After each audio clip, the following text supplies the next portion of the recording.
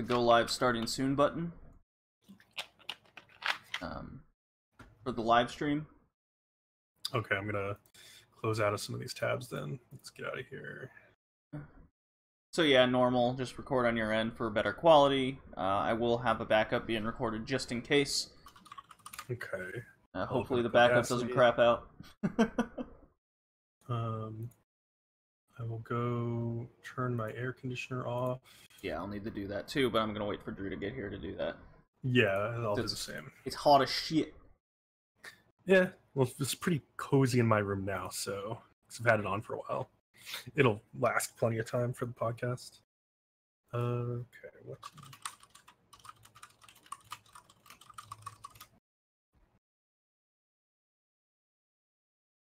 Our Retro Renegade 3 has joined. Hey. Welcome. Hello. Just waiting on the other cast member to arrive. Then we can get this thing started.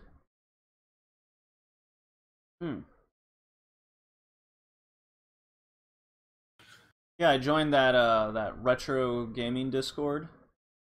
Oh yeah. And it's pretty cool. Oh, that's good. A lot of dialogue, always like everyone waking up seems 24 hours a day though. So it's so like every 30 minutes it seems someone woke up and is like, "How's everyone going? Good morning." Yeah. Okay. I'm excited to talk about Bloodstained Curse of the Moon. I would love to talk about it, but I'm kind of salty about it. You're salty about it? I am a Kickstarter backer for that game. Oh, yeah, that's a story. Yeah. So I'll talk about that. I have like literally an email from them that I like basically am just gonna say what happens. Okay. It sucks. Because I definitely would have played that game by now. By now. Yeah, I get that the whole Discord's from all over the world. It just makes me laugh because one of my Discords is also from that, but no one says good morning like 24 hours a day. Yep. Yeah. Curse of the Moon. Yeah, I don't have much to say about State of Decay, but I will ask you good questions about State of Decay probably. Like how many bugs did you run into in the first 5 minutes? Well, it's cool because when I moved to Rhode Island, I was like looking for shit to do, and I came across this GameStop, right? Mm-hmm. And I met a couple people there at the what game was it? I forget what game I was getting. But what they do is they run a how do I put this? It's not a retro gaming store. But okay, think of it as like a place where you go and play the many MMORPGs. You know, one of those like Korean places, right? Yeah. They run this thing, and every time a new game comes out, when it first comes out, like the first 2-3 days, you can go there and just hang out and play the new game. Oh, cool. So any Xbox game or what have you, because I don't have an Xbox One or a 360 or anything. Anytime an Xbox One game comes out, such as State of Decay 2, I just kind of hang out there for a few hours and play the game, and basically just I have a couple beers and that's it. Okay. It gives me something to do on like a late Thursday afternoon, like when everyone gets off work and whatever. I'm just kind of hanging out bored. So. Yeah, State of Decay 2 was definitely gonna be something worth talking about. Yeah. I ran into quite the most hilarious bug I've experienced in a game in quite some time. Oh, that'll be fun to talk about. And then I witnessed another guy just have like the worst gaming experience like this year, hands down. Playing State of Decay 2.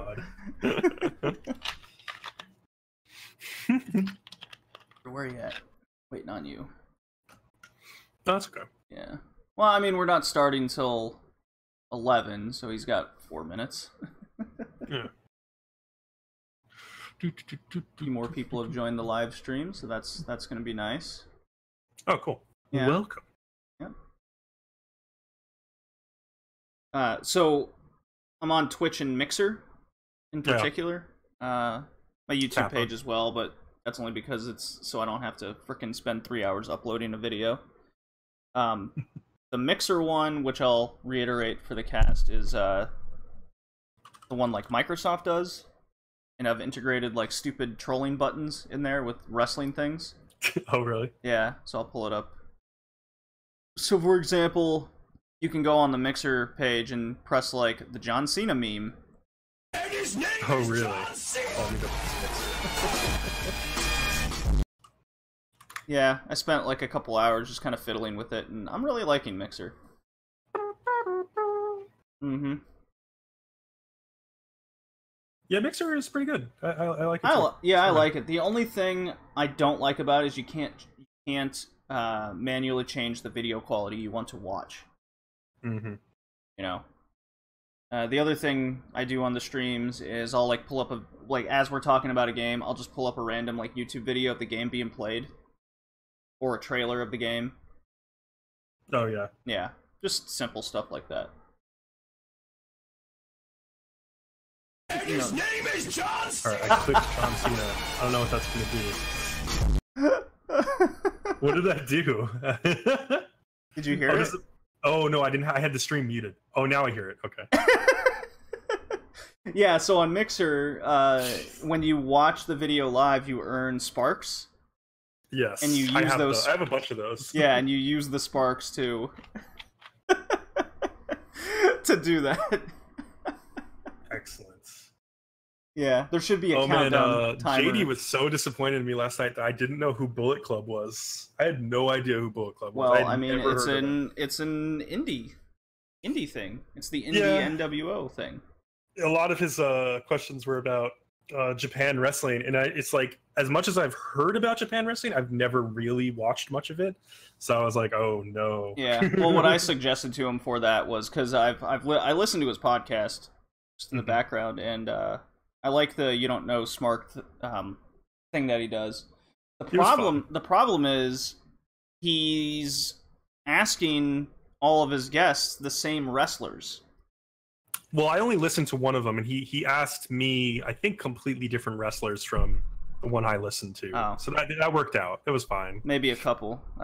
So I suggested like putting in like retro wrestlers just for fun. Oh yeah, he should have done that. Like, he should have like Ric Flair in there. And, yeah, exactly. You know, everybody. Yeah, don't just do Sami Zayn, Finn Balor, AJ Styles. I was really happy that I pulled Chris Jericho, because like the image that he posted didn't look. It was like a weird, like newer image of Chris Jericho, and I remember Chris Jericho from like back in the day. So I was like, I think that's him. I'm not sure. I don't know. Oh yeah, from like WCW with his giant list. Yes. All right, I'm gonna the Balls of Jericho. I'm texting Drew since he's not here. That's cool. Yeah. I have nothing but time. Where are you? No. You just made the list. Did you do that? Yes. Well, if you ever want to use one of those drops, you're more than welcome to. Nice. That'll make the live stream more fun, and if I don't have to use the backup audio, which is the live stream audio, yeah, then it won't be like overly used. You know what I mean? Yeah, sure. Yeah. I will mark down a bunch of drop times though, for sure. I want to talk about, I don't know, somewhere in the E3 section, I'm going to talk about the unique way that we each watch E3 press conferences. Oh, that'd be cool, yeah. Okay, he's right around the corner. Good. Oh, nice. Okay. Yeah. So we're just chilling, getting ready. Yeah, that's good. Anything you want to add, more than welcome to. Yeah, I'll throw some stuff in there. When was the last time you talked about games on your cast? So, super long time ago, almost like a year now, I think. Yeah, that's what I thought. Yeah, because the third caster, Savage, who was on our video game podcast, and he would always like produce it and edit it. He just got super busy with like work in real life, and like I think he's less busy now. And he was talking about starting it back up, but like I don't know, at the moment we're so busy with the other podcast that it's just like hard to Sure. I mean, I love talking about video games. Like I loved that video game podcast, but it was a lot of work at the same time. Oh yeah, I put a lot of time into mine for sure. It's basically I mean they're already my hobbies and I'm gonna do it anyways. Yeah, But it's just a little extra time I spend on like a Sunday afternoon in my sweatpants. Well, shorts now, but yes, nice. I've never heard of this game, Agony. You're gonna have to tell me about this. Oh, that's a game, I think. Oh yeah. There's a wow. That yeah. Man, I don't know much about it. Also, there's this huge like deal with Bless Online right now as well. This like weird like kind of MMO game that like Steam is offering refunds for because like basically the game was just like very incomplete. Like I think a bunch of Twitch streamers picked it up just to see how it was, and then it was garbage. Well, Retro Renegade in the chat here, he's like, Agony looks good. Well, looks can be deceiving. I'll say that much right now. Oh man, that was I played that on the Xbox One at that gathering as well. Oh, nice. Holy fuck! Oh my god. Yeah. Sounds like a good time. Oh. Yeah, Bless Online. I heard a little bit of. Yeah, I don't know enough to really chat about it, but like, yeah, I heard a lot about that. We can mention that in the intro for sure. Yeah, So I'll be bringing up Ikaruga on the Switch coming out. I might bring up how I finally started playing Persona 5 after like 8 months of not playing the game again last night. Did you forget where you were? I mean, it was, you know, you do that thing sometimes where like you stop playing a game for like a week and you're like, oh, I'll never find my way back. But like modern games has made it a lot easier to find your way back into the thing usually. Like there's like synopses in Persona 5 of like the story parts you've already been through if you want to go watch those. Like, and like there's a billion walkthroughs online where I can be like, oh, this is what I was probably doing. You know? Oh, so yeah, it took me like a little bit to get back into it. It was easy. Yeah, I still haven't finished God of War, unfortunately. I don't know what's wrong with me. That's fine. Like, you know, that's why I plowed my way through that game. I got like 5 hours left of it, so I can probably like knock it out tomorrow afternoon if I really wanted to. If you want to, yeah. The ending is good too, so it's worth seeing. Oh yeah, I don't doubt that for a second. Oh. Yeah, I was asked to be a contributor for a wrestling site to like write for it, and I went. Oh, that'd be cool. And I went, will I get paid? And they go, well, no. And I go, sorry. Yeah, that's tough. I'm looking for work. I went to a couple interviews this past week. Yeah. Unfortunately, it's just a matter of waiting still. I was like, fuck, with the unemployment rate like 3 to 5%, I still can't get a job because all the jobs that are available aren't engineering jobs. Yeah. Like that sucks. High-paying jobs just are. I don't know what's going on. The economy is very strange. It's doing well, and there's so many positions open, but not for degreed jobs. Yeah, just not for like skilled jobs. Yeah, it's so odd. Like I could get a job tomorrow as like a truck driver making $20 an hour. Yeah. I mean, but if I want to make $20 an hour doing engineering work, it's not available. I don't understand. I could do that. Through join general, and then you can hop in.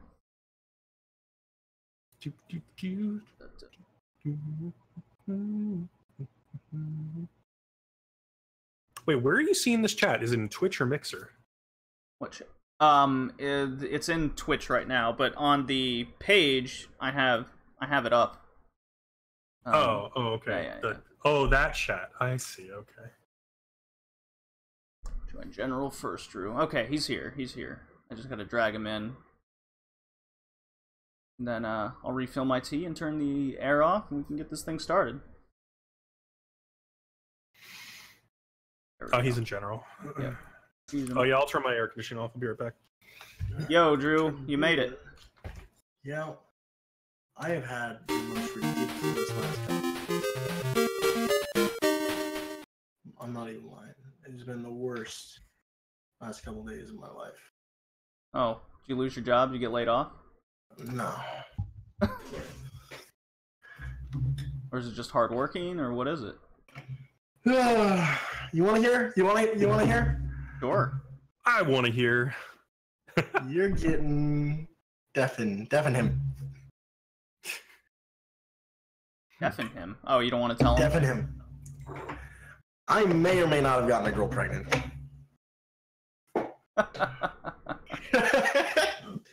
Yeah, so that's it. Like, it's not a big deal, and it might not be me, but it was like a couple months ago. She had an IUD, and then she just said she was pregnant. So I'm just being the person to help her because nobody else is helping her. So I have not slept because she's going through these pains and she cannot sleep and she's crying and she's getting an abortion as soon as she gets out of bed, but she is just dying and I have not slept in fucking forever. And I am dying because it's like 95 degrees out now and I have no sleep and I'm fucking losing it. Oh my god. Well, all right, let's... I'm losing it, JD. I am fucking losing it. All right? I'm losing my shit. All right? It is miserable. He's not on live stream. He can't hear me.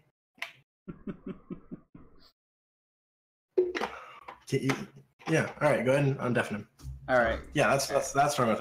It's not a big deal because it's all figured out and solved. It's just freaky, dealing with it. So. All right. I'm gonna refill my tea and turn my air off. Okay. Now. Gotcha. And I've learned my lesson too. So. What's up, Combo? Hey, how's it going? What's your name? Brian. I'm Drew. Hey, Drew. So, how's it going? Pretty good. I'm excited to talk about all this stuff. It'll be fun.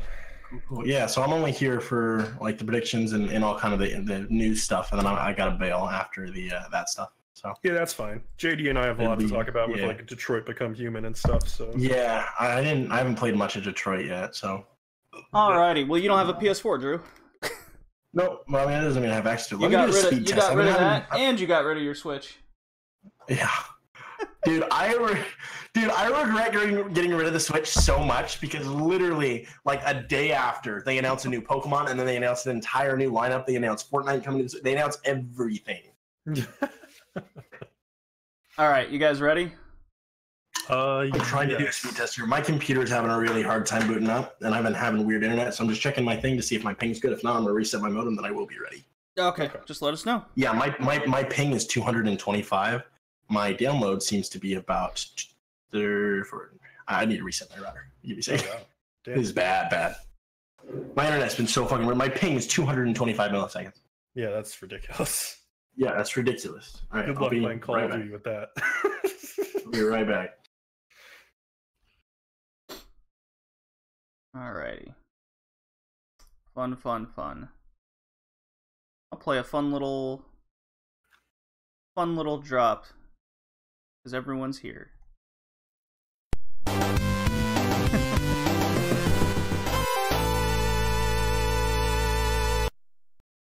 Yay. Yeah, just say I won't hear the drops through our Discord audio. So if you're playing one and I'm talking over it, it's because I don't hear it. Yeah, I know. Yeah. Yeah, Discord doesn't have that function. And then you have to have a soundboard for it to work with Skype. Right. Which I don't have. Which I don't need either. Don't need it. Yeah. There's enough technology on the computer by itself anyways.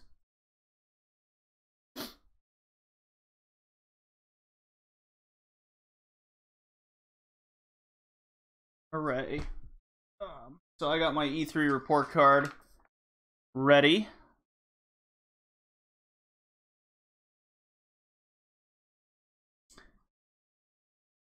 I have mine up as well. Even though it's mostly let's see here. Yeah, so hopes are like the unrealistic ones. or like, yeah, not necessarily like completely unrealistic, but like I don't expect this necessarily, but Right. I would like to see this. Yeah. Yeah.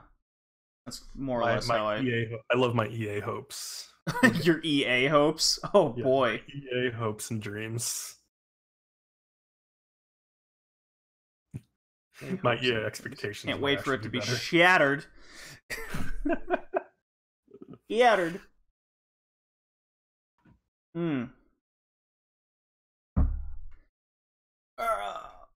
Oh, this should be a really fun cast. Man, this is crazy. I got this cast today. Monday is the retro gaming cast, and then I think Thursday is probably going to be the wrestling one from all the shit that happened in May. And then that following Sunday is the anime one with Andrew. Yeah. Over the sports anime Whistle. Oh, right. I think this is the 4th podcast I've done this week as well, which has been a crazy week. Just a lot of talking. Yeah, it's a lot of talking. They were all like very different, so it kind of worked. Yeah. Yeah. I'm not having to repeat myself. Mm-hmm. Filled out my 300 form to get my ring. Oh, nice. Yeah, my perfect game. Then that might have lined me up with a sponsor, a bowling sponsor. Oh, that's cool. Which would really help because I broke my ball this past week. What? I broke one of my balls. Did you just like drop them or something? Like, No. So I think what happened was, my apartment heated up as it does in the summer. Yeah. I'm on the 3rd floor. And the thumb hole was filled incorrectly. Right? Yeah. Or it was a defective ball. One of the two. That's the only way that happens. And after half a game of throwing the ball, when the impact mixed with the heat changes, going from my apartment to the car to the air-conditioned bowling alley, I guess that's all it took, and it cracked from that thumb hole, and then as I guess just one impact too hard, and it cracked all the way solid around. Let's see if I can post a picture of it in the chat. Is this the ball that you bowled the 300 with? No, luckily no. Because I was gonna say it's like Roy Hobbs from The Natural when his like special bat breaks, the one that he made from the tree that got split in half by lightning. No. So there it is. I gotta go all fucking fetus now, so life's good. There, I put it in podcast focus content. The picture of the broken ball that happened. Oh damn! Yeah, just right in half. Long fucking like podcast. it can still roll, but it's it's no bueno, you might say. Yeah.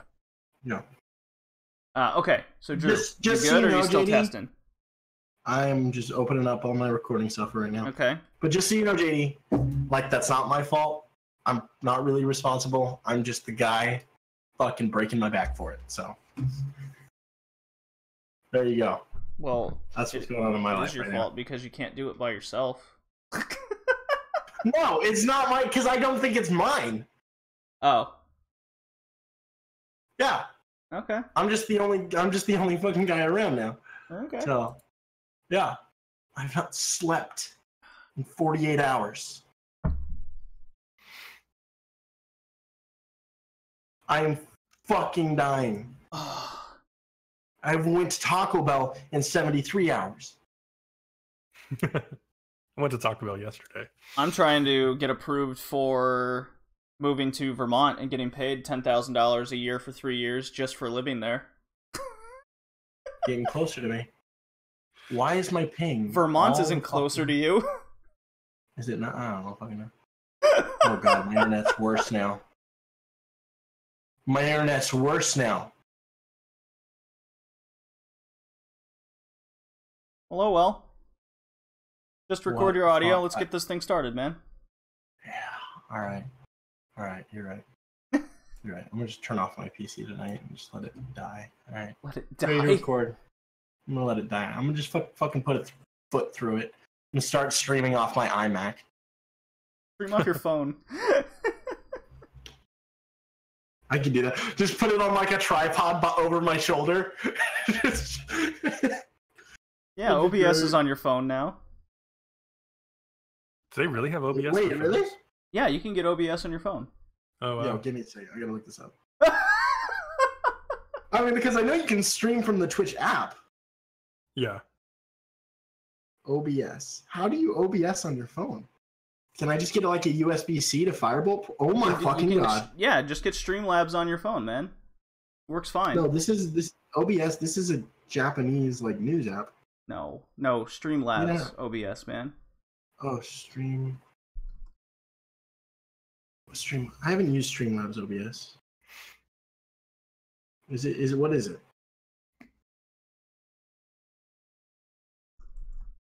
There we go. Dude, Jesus Christ! How does he know this? He's not even. I'm a better. What? that can't work. You can't do this. You know, I also this week hit 260 followers on Twitch. Oh wow, good for you, man. I think I hit like 34. Well, no, because I had been off for like 6 months following kind of the grandfather death and moving and stuff. When I started streaming consistently, I was able to kind of get out of that rut. So I think I can see myself if I continue streaming even though I'm taking the week off. Okay. I can get up to 300 in the next month and a half, 2 months. Yeah. All right, man. Because I'm getting like 7, 8 to 10 viewers. Let's get this going. All right, let me turn off my fan. You guys know that I'm in the mic with you. Audacity, we hear the fan. Yes. All right, let's go. Ready? You ready? 3, 2, 1. No, stop, Drew. I do it. Okay. 3. No, wait, I do it. I do it. I sync it. Can I do the intro? You can do the intro, fine, but I will sync it and say go. You can. Okay. Chaos. All right, 3, 2, 1, go.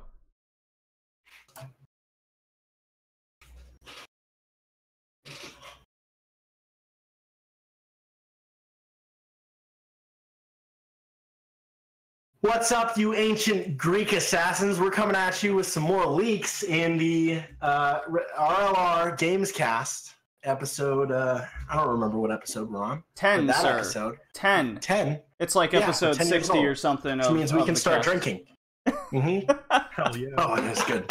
Drinking in dog years. Yeah, exactly. Drinking in job years. And we can also... Wait, can we get a job yet? No. But I'm your host... Boogada Ball. I'm only going to be here for half the episode because I got to go deal with some. I don't know. I really don't know. I'm probably like 75% of the episode you'll be here, and then that's true. That's a solid retort. JD, stay in your place. This is Combo 33. I forgot his name. Oh God, Drew, you're really hurting me today. Real name's Brian. Don't worry. We'll have a different random guy to replace him next week or next month. So yeah, I'm replaceable. Don't worry about me. Yeah, exactly. He's the expendable part of this lovely show. Yeah, I'm like the Call of Duty multiplayer of this cast. I'm the Call of Duty campaign of this cast. You can just exactly. You don't need me. Yeah, exactly. We don't need you because it'll probably be like kind of interesting, but kind of a waste of your time. Yeah, but it'll be really cool. But in the end, you'll still charge $60 for me for the. No, maybe in the end, we just add another guy on and we have a complete package. So that's true. That's true. Yeah. Maybe it's better in the end. JD still has. I don't know what his profile picture is, but he's still got it. So there's him. I still got it. I'm here. I'm your other host of the Red Leaf Gamescast. He's not. JD. It's the Red Leaf Red Gamescast. What? Get your facts straight, Drew. You are all over the place today. I haven't slept in 48 hours. Oh no. Well, we got a good episode. We have a fantastic episode today. I've been excited for this one for a month now. We are joined here with my buddy Bcom. He has been a past guest before on the Anime Cast, so go check out that one. He was welcome enough to join us for the Pat Labor episode on Labor Day, I might add. It just happened to work out that way. Bcom, Brian, double pay. Introduce yourself, do your shameless plugs, and then we can. That's right. Brian. Okay, yeah. So my name is Brian, or Bcom. I have my own podcast called the Nerdom and Other Nonsense Anime Podcast, which is an anime podcast where we choose 10 anime at the beginning of each season and follow them through to the end, whether they are good or bad, talking about them 2 episodes at a time. So if you stay up to date with anime, you might like my podcast. You might drop by iTunes or Google Play or YouTube to seek it out. And if you want to find me on Twitter, it's at Nerdom and Other. So yeah. Dude, I started watching Death Note again. It's a great anime. Death Note is a great anime. I love that anime. Did you? Okay, sorry, a question. Did you like the Netflix movie? Okay, I had fun with the Netflix movie. I had a blast with the Netflix movie. It was so much fun to watch. I thought it was a ton of fun to watch. I thought it was really fun because it was different. You know, it wasn't like they're ruining everything I love. It was like they're doing something new. I'm okay with what they're doing. Yeah, I was totally fine with what they were doing. They went way over the top with it in a way that I enjoyed. It's not like Death Note, no, you don't have to remake Death Note as a. Well, I think that's perfect as far as Americanizing something like that. Right. It works because it's not like, oh, that's a whitewash. It's like this is an American movie based off of an intellectual property, and it's great because like 30 minutes into that movie, they jump off the plot. Like, you know, absolutely. And it's great. And it's its own unique thing. I loved it. But it was fun. I was in a chat with a whole bunch of anime people watching it. We were laughing our asses off. We had a great time. It was fun. It's I love how they do gore in that movie too. It's hilarious. Yeah. That movie was just this awkward, funny, scary, twisted movie. I loved it. Yeah. Yeah. So what's your name? L, the guy who played L was great. The guy who played L, he was great. Yeah. Mm-hmm. I really wish they'd done multiple movies because if they put time in those characters from that movie, I thought it would have been fascinating. They might be making another one. I don't know if they've officially announced it. I feel like I don't know if they have, because it did not get good reception. Yeah, but I think a lot of people watched it though, so they might still make another one. Even so, yeah, definitely. Yeah. So what are you doing, JD? What have you been playing? Well, I've been diving into Ikaruga that came out on the Switch last few days. What's a Switch? What's a Switch? Yeah, that thing you sold right after Pokemon was announced, or right before Pokemon came out. Literally, this is literally like 11 hours. This is like 11 hours before they announced Pokemon. And then they announced, I got fucking pissed. I don't know, man. You knew Pokemon was coming. I knew it, but I was like, you know what? It's sitting there collecting dust, and you know, I'll probably pick up like Black Friday at some point, you know. Yeah, but yeah, I'll kill somebody for it. But yeah, I've been playing a lot of Ikaruga the last couple days. Beat his head in with a fucking toaster. Just trying so hard at that game. It's so ridiculously. I'm just bad at shoot 'em ups. That's at the end of the day. That's all it is. You know what else is hard? Doing taxes. Do you have to file in multiple countries? I don't know. Because I do. I haven't done my taxes yet. Oh god, that's a nightmare. Yeah. I have to file in multiple states, but not countries. Yeah, I gotta file in multiple countries. It's not fun, but that's not why we're here. We're here because a couple games were revealed. Then we'll talk about Fortnite a little bit. Then we'll go into E3 predictions. And there may or may not be a second Death Note movie on Netflix. We'll talk about that too. Probably not. And then we'll go into you watched that movie, JD? No, I didn't. And then we'll go into the games that came out in May, such as State of Decay 2, Bloodstained, Curse of the Moon, Agony, and finally Detroit Become Human, which Bcom and myself, man, we got a lot to say about that game. We both played also like the end of that game big, very different giant shark. There's a big giant shark in Sea of Thieves. Yes, there is. Yeah, they added an animal in the ocean. No, they did an expansion to the game. Yeah, that was the big content update. They added sharks to the ocean. Great. No, there were sharks, but this one's bigger. It's got barnacles on it. Yeah, no.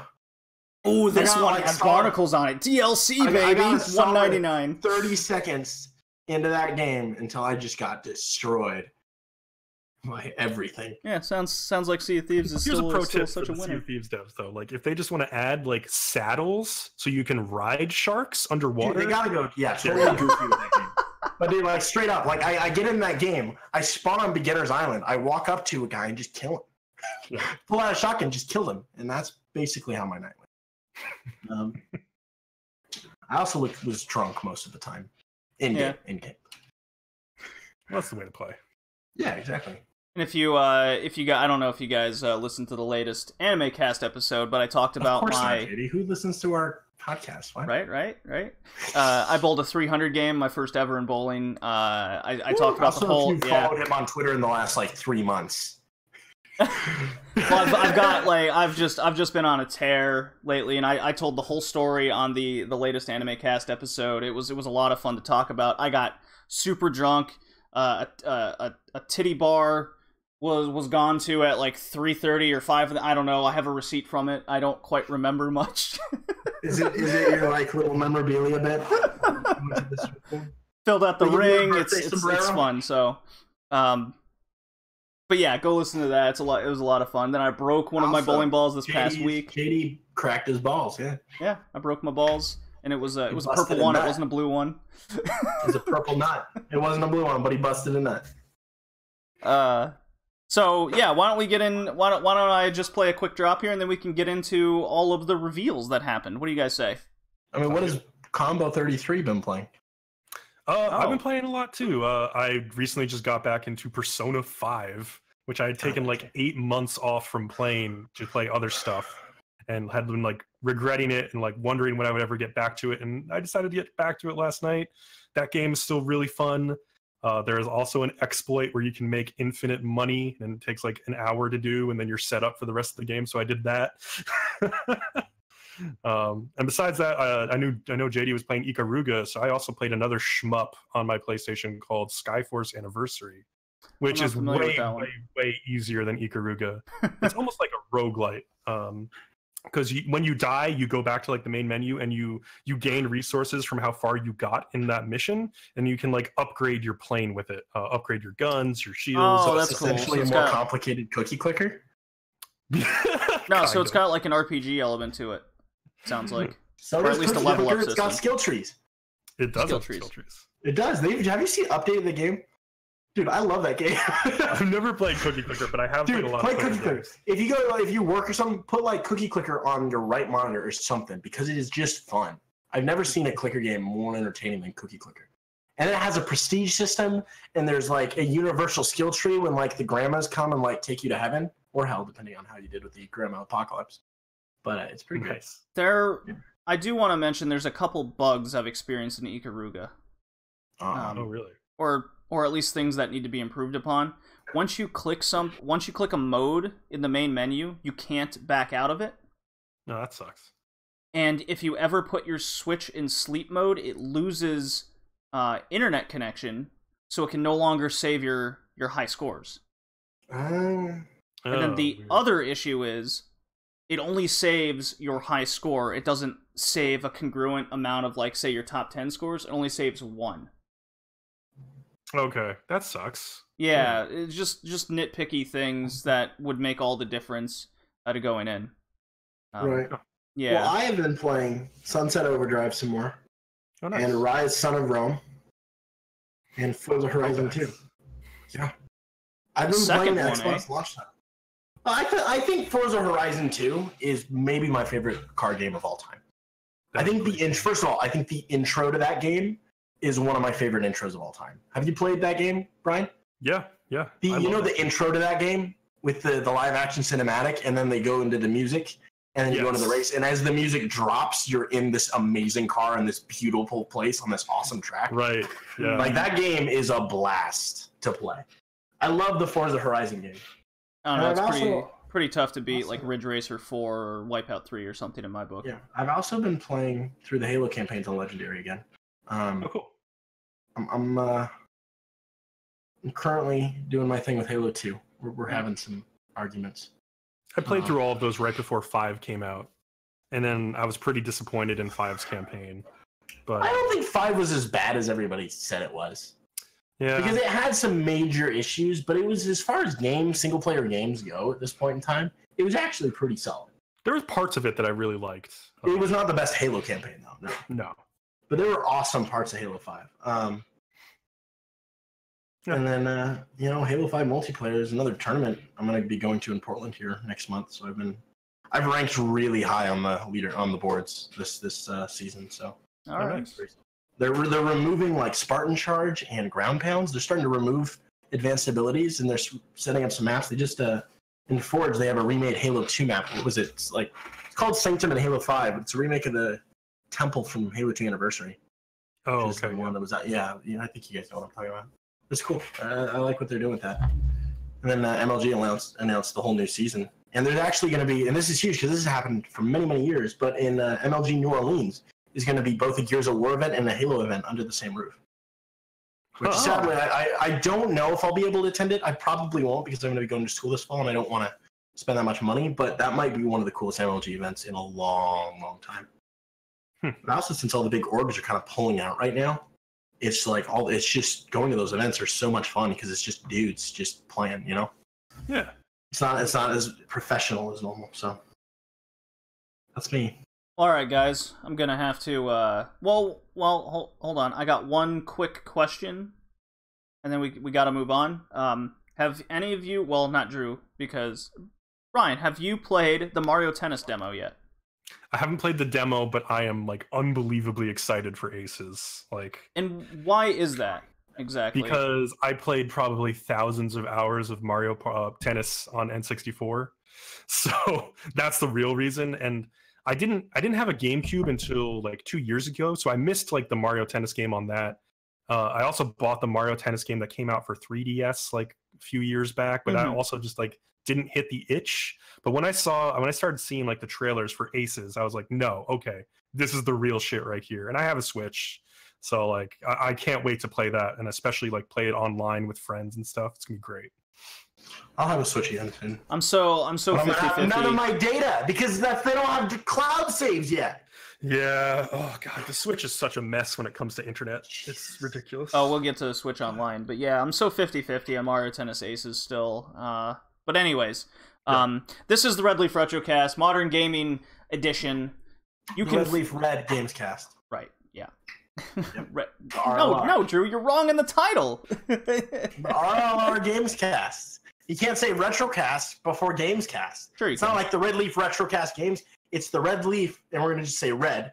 Or we could say like the Red Leaf Roaring Gamescast. You can find all the episodes and even the affiliates of the retro gaming, anime, and wrestling, iTunes, Google Play, Stitcher, Smart Radio, still working on Spotify, and many more. We go live whenever we can for the podcast episodes now. We have over 50 episodes of content in total. Hooray, and growing. Also, I upload some of them to my MySpace.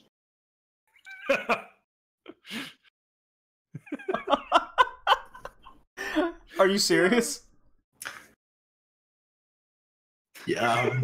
Yeah, totally, right? Okay. I mean, I have them on my live journal too. So. You know, yeah. I have them on my High Five account. No, I haven't. All right, so Also, let's get let me play this drop, and we can move on to the reveals. All right? Yeah. What? Alrighty. Oh, okay.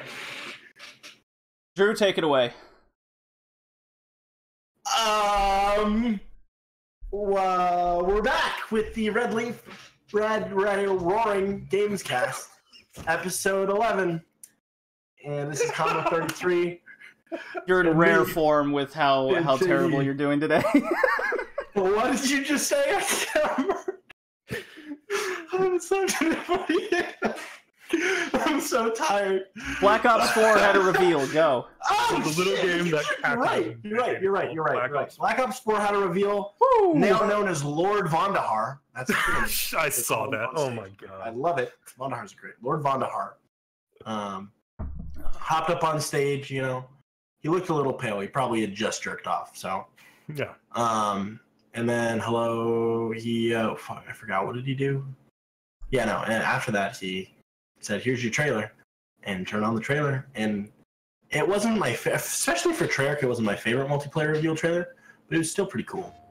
We didn't choose. Yeah, it was solid. The game's going in interesting directions, definitely super, super interesting directions. I don't know if anybody else wants to talk about it, but I do. I think. Yeah, I come from a very, very, very detailed Call of Duty experience and very, very rooted kind of Call of Duty livelihood. So I can kind of clean up everything and talk about the small details and the important things. But yeah, like, so I played tons and tons and tons of Call of Duty from like the very first like PC World War II Call of Duty games to like through Modern Warfare all the way up till about Black Ops 2-ish is where I started to fall off of the games, I think. Black Ops 2 is the best one. Yeah, Black Ops 2 was great. I love Black Ops 2. So yeah, like I'm always excited when Treyarch is making another game because they have made some of my favorites. Like I liked World at War a lot. I liked Black Ops 1, Black Ops 2. Because Vondar is a lord, and he's like the best multiplayer designer in the industry right now. And they're making some, I feel like, much needed like change ups. Like I think the biggest change really that they're making is the health system, where you can like heal yourself now. And there's also like a medic specialist class that can like heal you from a distance. It looks like kind of like Mercy in Overwatch almost. Well, okay, so this is some weird. So let me kind of go to this. So yes, the health system is a big deal, but also they brought the specialist back in a much bigger team shootery, hero shootery way, with also some definite like Rainbow Six Siege elements. Right. This game is going to be very different than a normal Call of Duty. This is going to be a much more strategical team-based shooter, straight up. Like you can only have one specialist per team. And it's going to be a very tight team-based, stacking abilities, being smart, playing the game like that, which is going to be strange to see for Call of Duty because it's a very solo, lone wolf-driven game experience. Right. The health is now 150 health for every person, and they added to heal, instead of just naturally regenerating, you have to stick yourself with a needle. And luckily, because Treyarch, they like to keep their games quick and fast-paced, they have the guns always up policy. So whenever you're mantling, needling yourself, throwing a grenade with your left hand, you can always at least hip fire your weapon. So you're always moving with your gun up. You can always engage in a fight. That always works. But now you have to heal yourself. And there's a lot of questionable things kind of how around the health system, around the gear system. Because first of all, the attachment system for the Pick 10 is completely different. No guns have the same attachments. Gear slots, specialists have the same gear. There's a armor pack that makes you survive one extra bullet. There's a stim pack that makes you heal instantly and more often.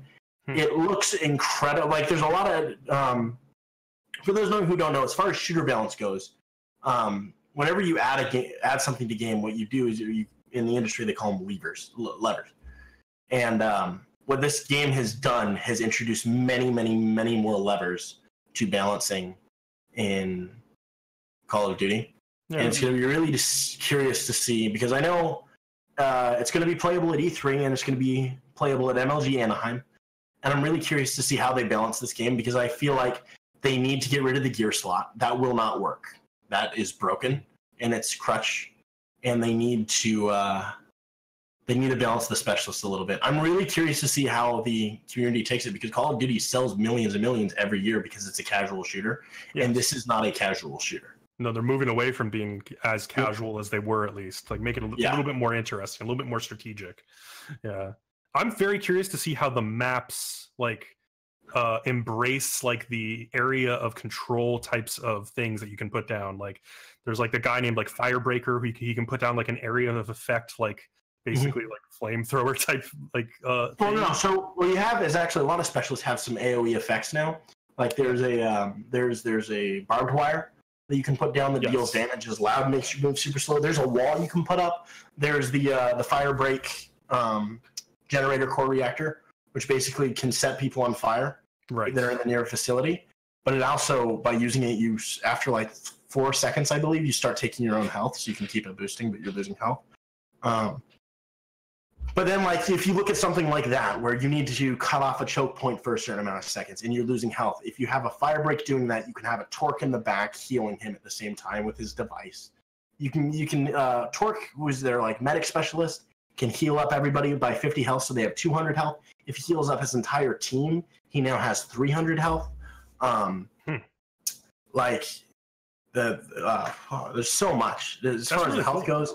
The team shooting aspect is really cool, because you're not going to have your deaths on the scoreboard anymore. They're getting rid of the KD. Instead, now it will finally just show your damage dealt. And if you do like half the damage, you'll still get like full 100 score for getting the kill, or you'll get score on how much damage you did. Oh, that's interesting. When you capture points now, you'll be capturing points based off of how much work you did. You can't like slide onto a point at the last second and get full score. Oh wow! They're pulling this game in the maps. By the way, it's no longer a 6v6 game like every Call of Duty. It's a 5v5. Every map is only 5v5. They've changed the map design to represent this. I had a buddy at the event who kind of did a run through of all the maps, and the maps are really good. Treyarch always does good maps because they do the 3-lane design, but they never stay ridiculously linear with their gameplay. They stay a little creative, so you have gameplay variety. Water's back, you can swim, but it's a bit different since it's 2D, so there's ladders. There's, and one of the specialists has a grappling hook he can use every 8 seconds, which is kind of crazy. Well, no modern game is complete without a grappling hook. We all know that. Well, the game feels a lot like what I'm hearing is the game feels very much like Black Ops 3, just without jetpacks. Right. But the maps are much more contained, and this game is not a casual shooter. It's going to be and I'm really curious to see how this goes because I feel like people will start abusing. If you have people duo queuing into a game, there's a tactical insert in this game now, which they've removed for a long time because it messes with spawns. But you can put a tac insert in for your whole team.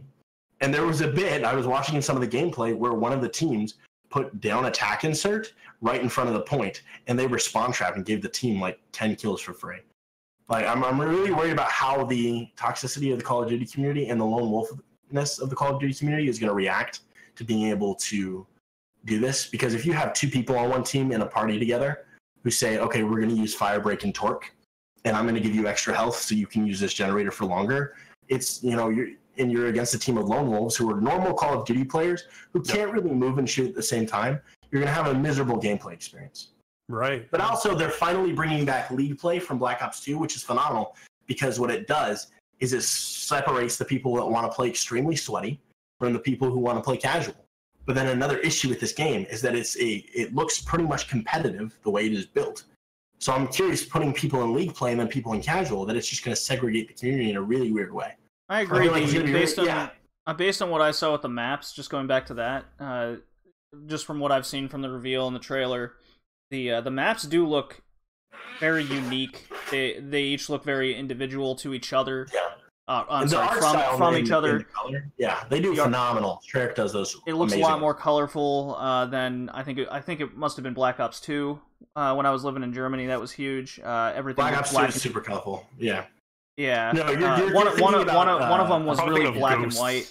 Ghosts. That would have been the Modern Warfare games that have like the gray, darker slate. Treyarch games have always been super bright and colorful and exciting and fun. I mean, in Black Ops 3, there's a map called Micro. It might be my favorite Call of Duty map ever, where you're just on a picnic table, but you're tiny.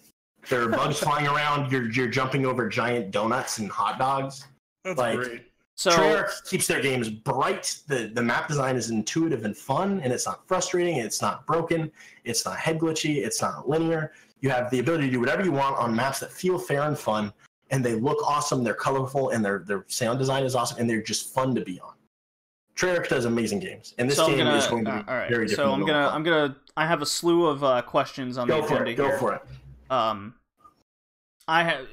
We all know my opinion over the Call of Duty game, so if you listen to a past podcast, just know straight away that I'm not a fan of these games. I'm not the type of fan. So I'm going to post these questions that came up in just all around, and some of the concerns that I had as well, just as a gamer, to you guys here. All right, you ready? Yeah. Right away, elephant in the room, no single campaign, incoming Battle Royale. So first of all, the Battle Royale did not replace the campaign. That was never their mindset. That's not what they were doing. I didn't say it is. That's just what's happening. Yeah. So as far as the single player campaign goes, they say they're not doing one. They said that's not, they're not setting the bar for the franchise, that you will probably see single player games again. But the rumor is the leak that came out a while before was that they had done a campaign that was based like hyper in the future. There was a solar flare that like EMP'd the entire planet, and it was like post-apocalyptic, and you were kind of with these crews going through these areas of like Ravengers and stuff, where you would kind of be able to, you had guys that could turn on tech. So it was this really kind of basic boots on the ground, old school Call of Duty with these hyper future post-apocalyptic stuff, which I think is awesome, but Activision said no. It's just not what were doing, and I'm really upset about it because I think that would have been awesome. Because Treyarch has always been super crazy with their stories. They're always super mind-bending. Like Black Ops 3, there were missions where you did inside of your brain while you were connected to other people that were like, just, where you're falling from the sky into like World War I, and then you're fighting in these trees and these frozen forests with these like AI. It's crazy, and Treyarch is awesome because you can tell that they have fun making their game. So you as a Call of Duty fan, Drew, are not surprised. Okay. You're not surprised and okay with their no single player campaign, but you're disappointed that this was the Call of Duty franchise that they chose to start with. I mean, I think you'll see campaigns continue.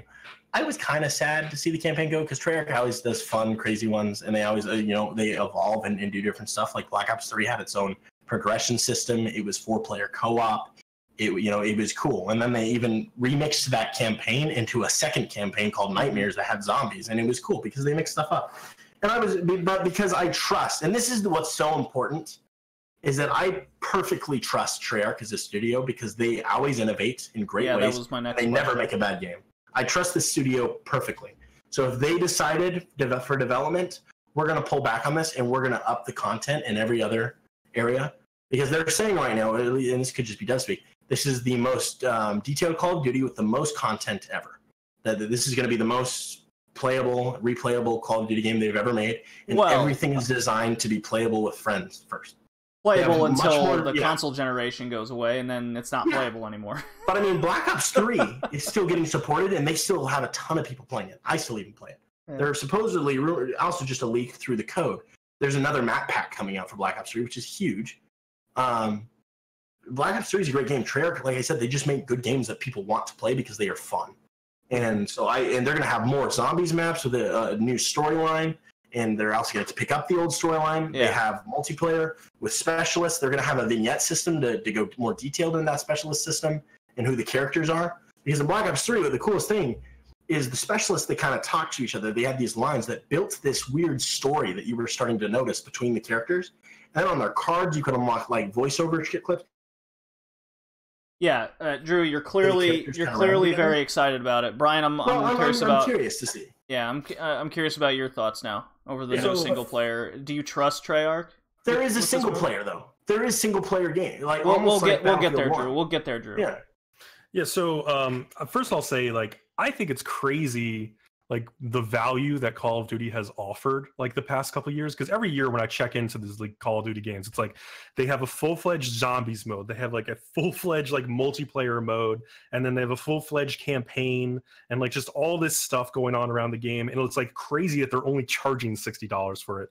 So I think people who say oh, they're missing out on a campaign this year, so how can they charge $60, are not looking at how much Call of Duty actually offers to them and how ridiculous it is that it only costs $60 every year compared to some other games that like Doom was a $60 game and it had a barely functioning multiplayer when it came out, and no zombies mode or anything. It just had a great campaign. So Call of Duty offers so much more value for people over time, I feel like. So what I am frustrated with is the PR messaging from Activision on this, because when they were asked about did you ever what happened with the campaign, they were like, well, we're planning a campaign, like a normal campaign per se. And it's no, the people at Giant Bomb and Waypoint Vice who went to the games event and talked to people from the studio said no, they had a campaign. It just they didn't come together. And they saw that Fortnite and PUBG were skyrocketing in sales, and they're hey, let's shift this into something that might be more profitable. And honestly, I agree. I'm okay with that. I agree. The Activision PR was a bit of a mess with how it was anticipating or at least revealing what the game was. Because let's face it, Call of Duty it has a huge base. Yeah. Okay. Well, that kind of answered then the next question, which was, is it two steps backwards being typical game industry move to do the hot thing, aka the Battle Royale? Of course it is. It's a moneymaker. Yeah, but I think there's a funny thing about the Blackout. Because first of all, I did, I was saying a little earlier, I want to just finish and say that, yes, there's going to be single-player missions for the characters. They're all going to be co-op. The zombies storyline is much huger. They're going to have way more zombies maps, and the storyline's going to be bigger. But as far as Blackout goes, which is what they're calling the Battle Royale, and I find this interesting in messaging. The trailer is awesome, by the way. But they specifically, Lord Vondar said, said, it's no secret what Battle Royale games are, but we would not be making one unless we knew we could stand with them and be better than them. And they're adding vehicles, they're adding characters from all the games, they're adding, first of all, a huge map, which, by the way, as they kind of worded, is going to be a mashup of like the best Treyarch Call of Duty maps ever, all kind of put into one giant map, which sounds awesome. And they're making this huge Battle Royale game mode with vehicles, with characters that could be absolutely epic. Yeah. And I think content-wise, that's fair. Well, I don't want to spend too much time on this. Still got a slew of questions to ask you guys. All right. Are you worried that Activision is going to stick their noses in too much? And where I'm going with this is the obviously the loot boxes and microtransactions, much of the corporate commander nonsense that we've come to know from such companies as like EA and Activision themselves. First, Brian. Well, I think it's interesting. I think they probably see like in the news what was happening with Star Wars Battlefront 2. And they see that Battlefield 5 is like going to be staying away from loot boxes like completely because of all the terrible press they got for Battlefront 2.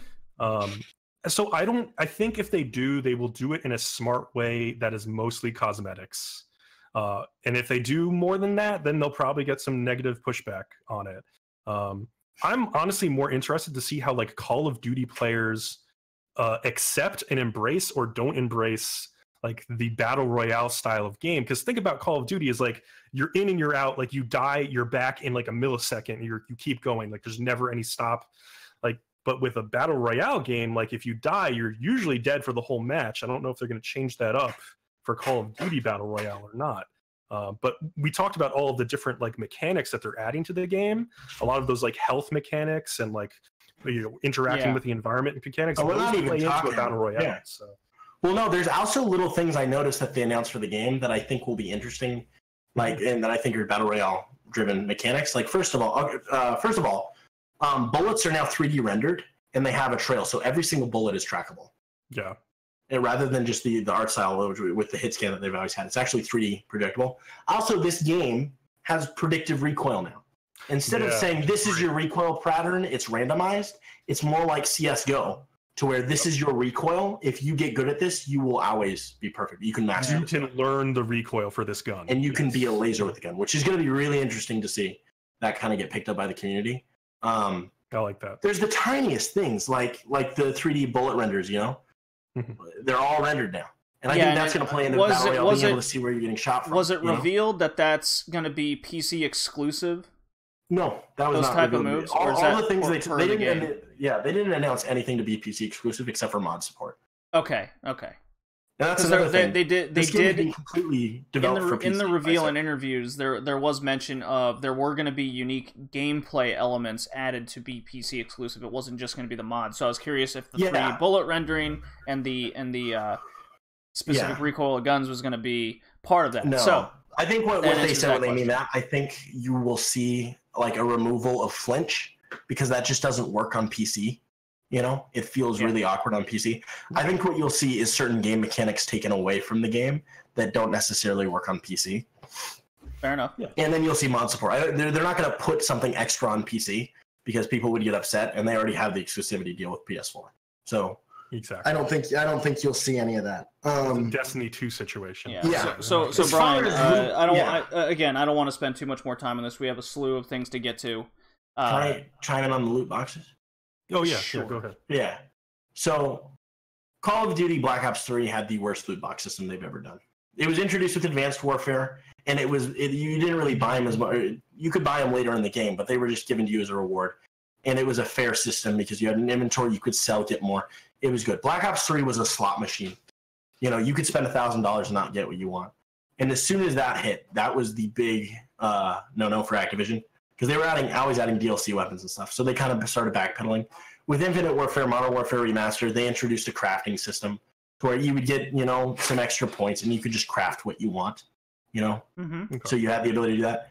And that system really worked, especially in Modern Warfare Remastered where they were really nice. I could put down a couple bucks, get a couple supply drops, and unlock every new DLC weapon that I wanted. And you saw them continue to do that in a more detailed fashion in World War II, to where now when they release a new gun, some they just give to the community for free who have the season pass, and some are like, here's an order, get 75 kills or 75 headshots, and you get this gun. You'll see, and they'll 100% be this entire game. And something I think is funny about this is the entirety of Black Ops 4 is going to be monetized. You're going to have zombies packs, you're going to have battle royale packs, and you're going to have multiplayer packs. But for the community not to lynch the developers, they're going to continue with the system that allows you to buy what you want, but also be able to get out of supply drops. And they've already confirmed Call of Duty points for Black Ops 4. So okay, that's how that's going to work. There 100% will be DLC weapons because people like them, and it adds to the content of the game. Makes sense. But Treyarch, the cool thing about Treyarch, instead of just reskinning a gun and releasing it like Sledgehammer, Treyarch are really creative, and they add new types of guns. Like in Black Ops 3, they added a disc gun that could bounce off walls. They added this crossbow that was, they added a nail gun, a nail shooter. Mm-hmm. Like they add guns that are just fun and unique and creative. So I always love when they add drops because it's awesome. So cool. Brian, what are your final thoughts on Black Ops 4? I can't wait to see more about it at E3.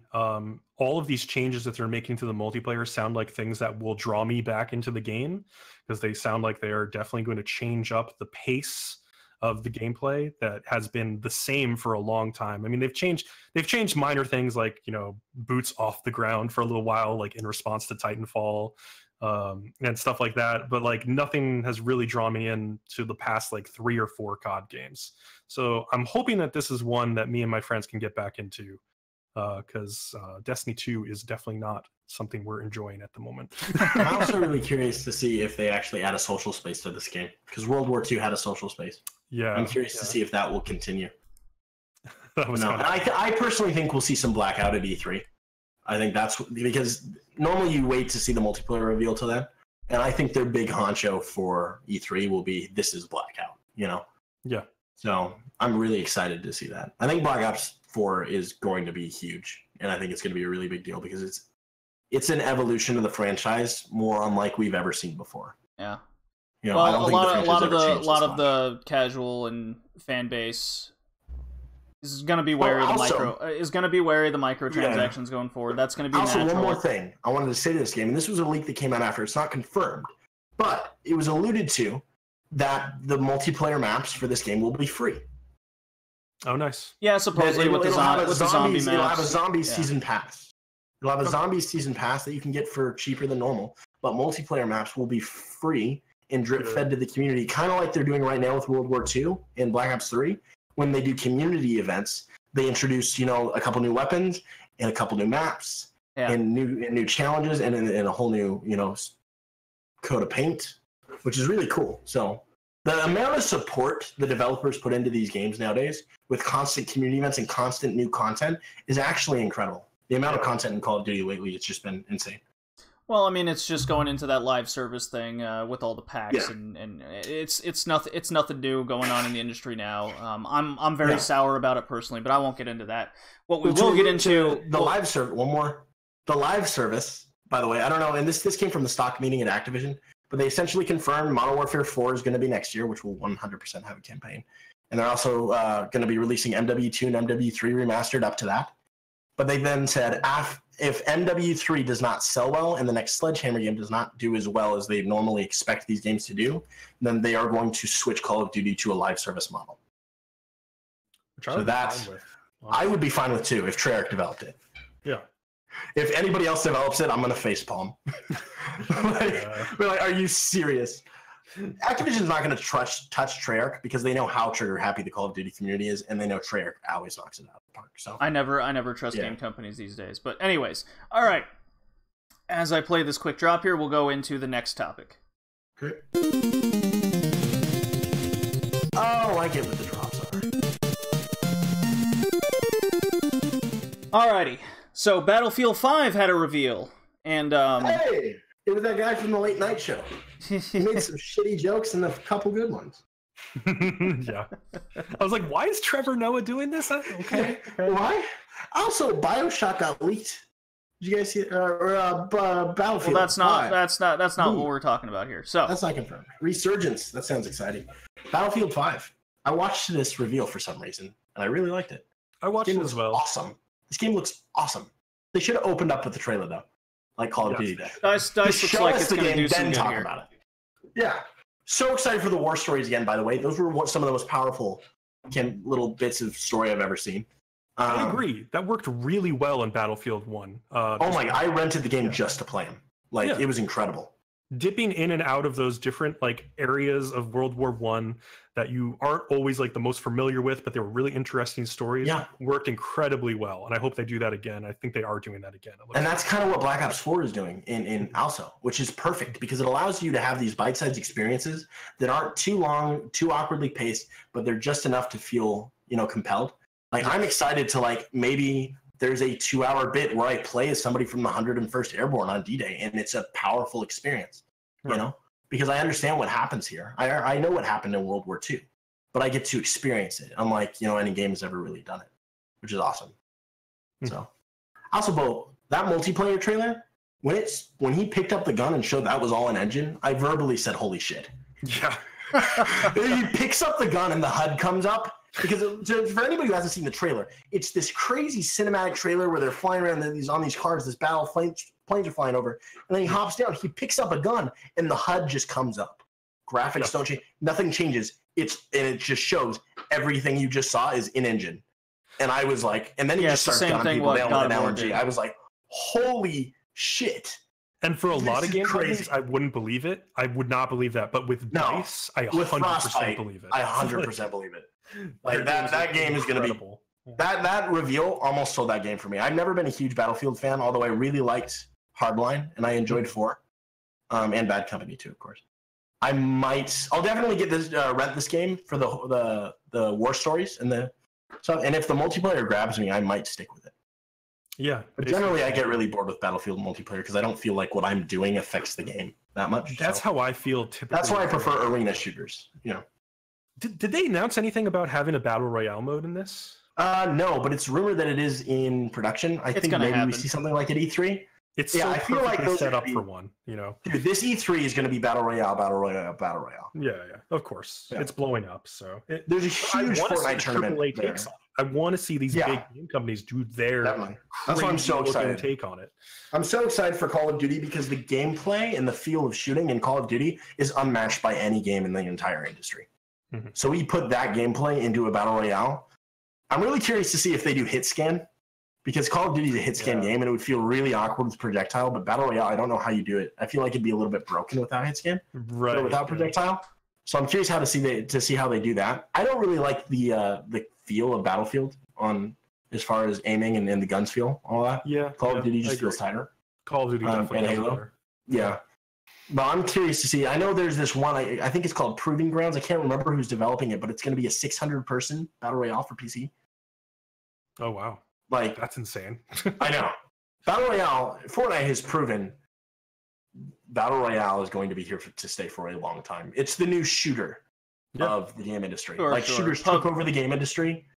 I think Battle Royales are now taking over the game industry. Yeah, to interrupt you guys here, it was revealed on Steam that PUBG's player base has decreased by 50% since January alone, and that's obviously because of Fortnite becoming the juggernaut that it is, and the fact that PUBG is now freaking out. They now decided to go through with the lawsuit of Fortnite in Korea of all places, so that's not going to go anywhere. That's where Bluehole is. Yeah, well, they're not going to do it. Nothing's going to happen.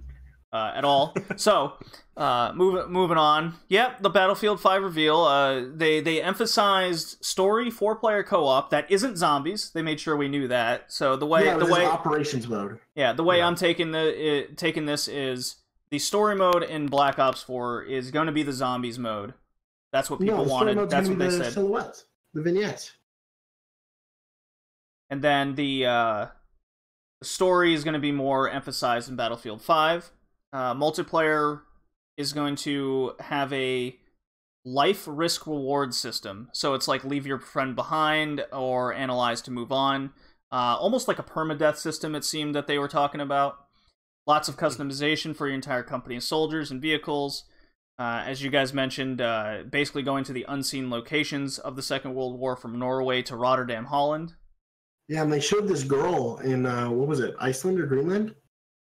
With a giant club and a claw, and the SJW crowd lost their frickin' minds, including a lot of the theorists. This is something funny to talk about. People are losing their shit that there's that, and people started kind of losing it when women were added to World War II, the Call of Duty game. But people are losing it that Battlefield has women in it. They're saying and basically what the community is saying, they're kicking out historical correctness for political correctness, which I really don't care because it's a video game, but I just find it funny because I can kind of understand the frustration, but I also think, why the hell do we care? I think I think those people need to go read a history book. Is what I think. Yeah, but in all honesty, the implementation of women is still not historically correct, and I get that. You know, you didn't have women on D-Day. That's not how it worked, and that's kind of what you had in Call of Duty on your war map on World War II. You have some women.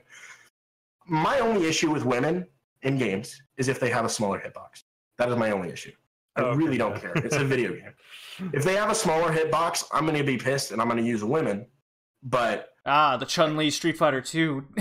Exactly. But like, games have had this issue. Like Advanced Warfare, I believe, for a little while, had a hitbox issue with the woman. In Infinite Warfare, the robot hitbox, like the legs didn't take any damage. Like if you're going to release a new character in a woman body that's generally going to be a little more slim, you cannot screw up with the hitboxes. I don't care if the bullet doesn't look like it's hitting them. Just make the hitbox work so it's fair. That's a fair point. That actually affects gameplay. That actually affects gameplay. Again, like I said, it's a video game. I do not give a shit. Unless you are doing a single-player, really historical story where you're trying to show and teach, don't put women in there. Make it historically correct. I get that. But if you're just having a multiplayer shooter that takes place in World War II, just put women in there. Because maybe some girls want to play as a girl. Like I don't care. It doesn't affect my game.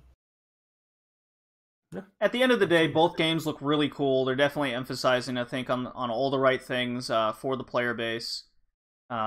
Just because a woman's in the trailer, people need to kind of just fucking chill, is what I say to that. I was really hoping Battlefield would go future, personally. I think Battlefield with jetpacks would be incredible. I don't think Call of Duty with jetpacks is that good, but I think if we had like a super sci-fi Battlefield game with spaceships and like, think of like an urban like New York with spaceships with jetpacks in a Battlefield game, how awesome would that be? Especially if they went super like cyberpunk on it. 2142, and like I would love to see like an updated take on. I want to see like a super cyberpunk Battlefield. I want Battlefield to go out of the place. Like, what if we had a steampunk Battlefield game, like BioShock? Like, how awesome would that be? Like, that'd be really cool. Yeah, I don't even want to get started on the fucking number system Battlefield's doing. Makes no sense. So it looks like both games are gonna be good. Yep.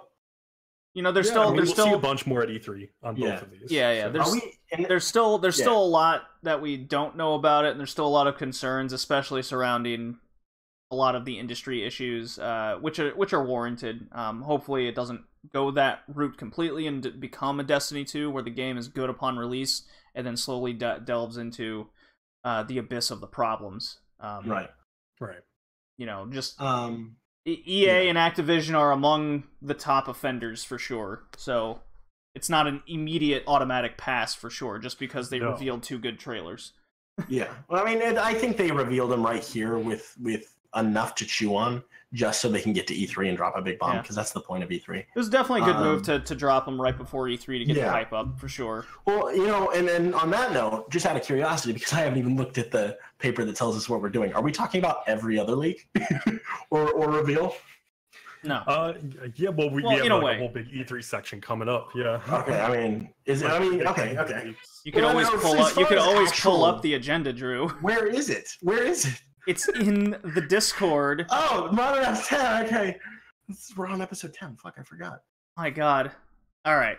So, before we go into E3, I'm just curious. This was posed in the community. Fortnite has the Infinity Gauntlet through Marvel and that whole thing going on. I'm just curious now, because the question was posed, what could the game's next partnership could be? And the thing that was rolling around a lot was kind of like a DC Comics thing as well. No, so actually the thing that was rolling around was there in what was it? What's it called? Something Woods? I forgot. I haven't played Fortnite in a couple days. I think it's like the Willowing Woods or something. Just a couple. There was this hatch. in just a couple days. There was this hatch because I'm not a huge Fortnite fan. I like it, but I think PUBG is more skillful personally. I agree.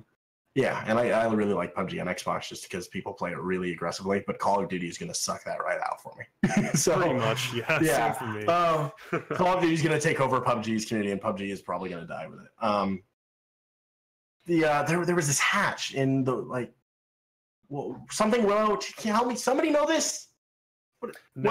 See Willow. It's the place, the swamp that has like the witch hut. But there was this hatch, and everybody was saying Lost. Oh, that was really? Everywhere. Was everywhere.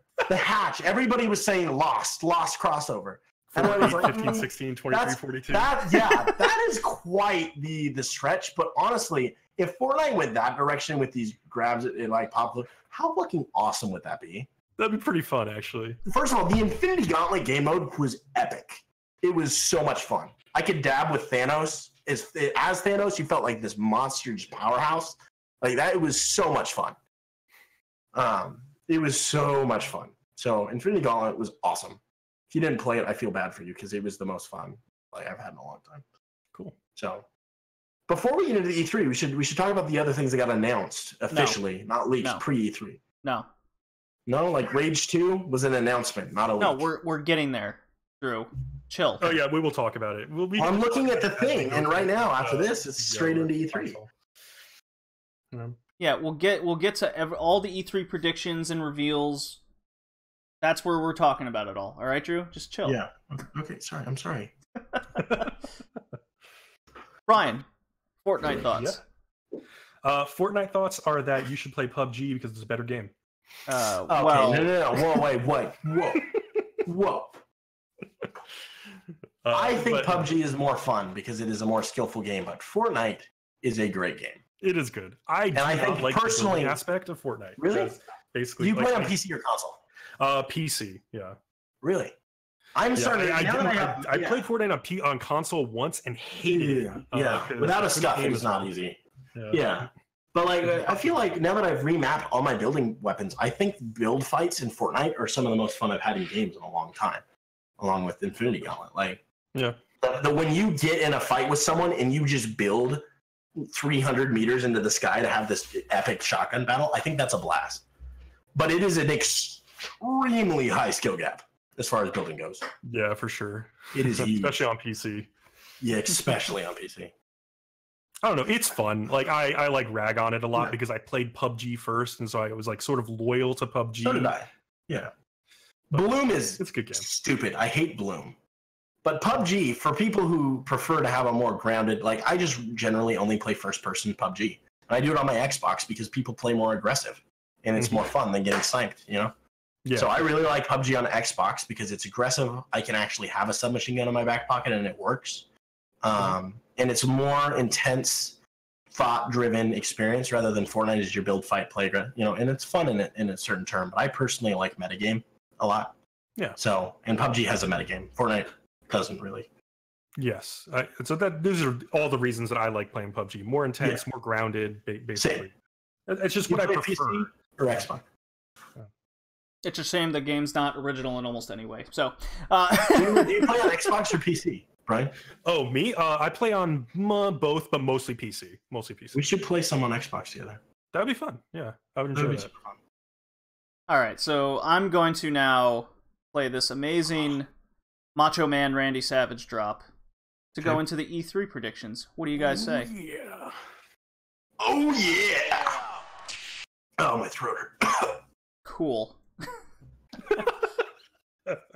E3 predictions, boys. Okay. Why don't we Final start Fantasy with VII Remake canceled? No, I'm just joking. Oh boy. I wonder if they'll announce like the Atari console, like with some new shit.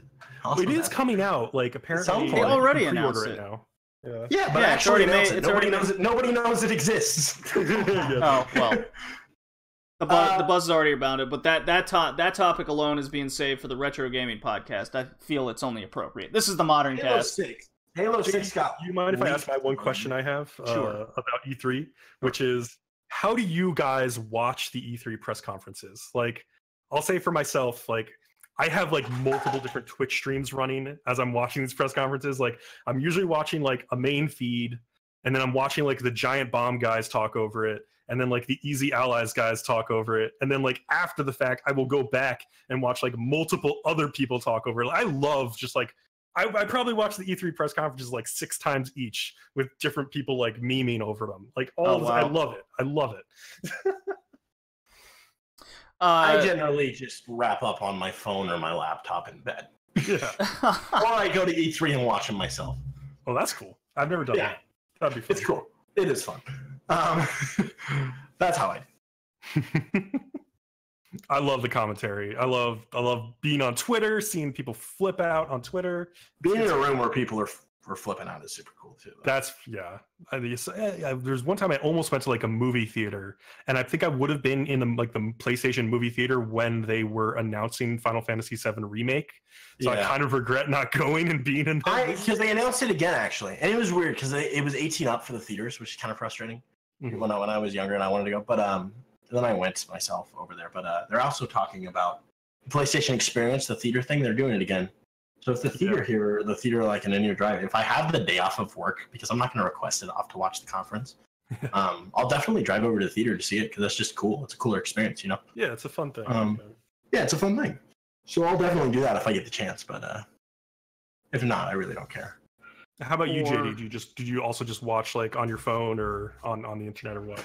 I usually grab a couple beers, get a pizza for the PlayStation conference. That's generally my annual thing. The PlayStation Experience feed that they do, they generally have like free giveaways and stuff they do on there. That's pretty cool. Last year, if you watched, I think it was the pre-show for a little bit, you got a code to get a sweet little PlayStation Space theme. So I really like doing that. I for the Ubisoft, I go to Ubisoft's site and watch it from there. I'm just a big Ubisoft fan, despite a lot of the issues that surround the company and their games sometimes. Yeah. But their conference is generally a lot of fun to watch, especially the Just Dance that's every year. They do something goofy. I loved their conference last year with like Miyamoto and Yves Guillemot coming out with like little guns and like posing. Yeah, they always do goofy things like that. Now, as for Nintendo, it's just a direct, so that's just kind of watch 2 years ago was the best Nintendo Nintendo Direct ever. The one where they all came out as puppets, and then they turned into the Star Fox characters. That was the craziest shit ever. But as for the Xbox and third party, I've started to just watch the Giant Bomb feed because the guys generally have pretty good commentary and they don't blast it with just GIFs all the time or Xbox being super loud over it. But Xbox, they're on a roll with making me fall asleep 2 yeyears in a row now. So let's see if they can make it. Last one when they like lowered the car from the ceiling and they had these glass boxes on stage, people were standing on. Like Xbox just does not pull punches. Technologically, Microsoft has it in the bag, you know. Technologically, they're fine, except their conference is boring as shit, and I fall asleep. So I think their conference is kind of fun. There's just not much to it. Yeah, we need to see games. Well, let's start with Nintendo, I guess, because that's where we start in the dock. Yeah. So we expect to see Smash Brothers, of course. I think we'll see more Pokemon as well. We'll see the trailer for Metroid 4. Yeah. I hope we see that Metroid trailer. I'm a little skeptical, but I hope we see some gameplay. So, Bcom, you were Brian, you were kind enough to make a report card. And other places I've done this, and you have. I'd like to instead of because I have things listed here, just what was coming to my mind as I was filling out the agenda. But I'd like to hear what you hope from each company and what your expectation will be. Okay. So we can all just list things, but definitely just say these are my hopes, and these are my expectations. My expectations is that Smash Brothers is going to look a lot like the Wii U one, or even just be a deluxe version of the Wii U one, and Melee fans will still hate it. It will not be a deluxe edition. I doubt it. Like, that would be ridiculous. They would have said something by this point if it was. I expect to see that Metroid Prime 4 trailer. I hope. This is funny. I wrote these expectations like before the Pokemon reveal, so I was like, my expectations were Game Freak clearly doesn't know how to make an open world Pokemon game. Well, I don't know. That turned out to be true, possibly. Well, maybe. Like, they still have that game coming in 2019, so... I mean, they always make open-world games. Yeah. My hopes, though, were a Persona 5 Switch announcement. I think that would be dope. Dude, if they announce that for the Switch, I'm going to lose my mind. Yeah. I'm going to be so pissed. Yeah. You would have sold at like the worst possible time. Literally, I will lose my shit. I opened up my YouTube today and like the first video was like, the Switch is now a must-have, and I threw my phone. Well, to be fair, you did sell it like right before E3. I wasn't thinking about it. I thought Smash, and I was like, okay, Metroid 4, I'll watch it. I was tired and I was hungry, and my Switch was on my love chair collecting dust. I didn't really want to play Kirby. I played Breath of the Wild for a ridiculous amount of time. Such a good game. Yeah. And I played Mario for a ridiculous amount of time. And I was like, they'll give me money here. I can just, get some gas. So my expectations are, of course, I'm with you guys. Smash. I expect gameplay trailer from Metroid 4, not just the number this year, of course. Yeah. Heavily expecting a lot of Pokemon Let's Go type stuff, which I'm not going to be too into because it just looks like an extension of Pokemon Go from the phone. And maybe a tease. Well, no, this is not an extension of Pokemon Go. This is much more than it. This is a Kanto remaster. My hopes... Maybe a tease for the next game as well. I hope so, yeah. That's 1 year away. They could do a tease and get away with it. I agree. My hopes are for some new IPs, or at least returning IPs. That's much better put. I hope for a new Punch-Out game and an Animal Crossing on the Switch. I'm tired of. I'm tired of this fucking Drew. Seriously, how much Red Bull have you had? I have to ask now. None. I'm at the point of no return where I think I had like 4 shots of espresso. There we go. That's the answer. I don't remember it very much. I'm really drenched in sweat right now. Because you really reminded me of Fry from Futurama when he's on his like 100th coffee and time slows down for him. I'm tired and I'm exhausted and I'm hungry. It's been a rough day.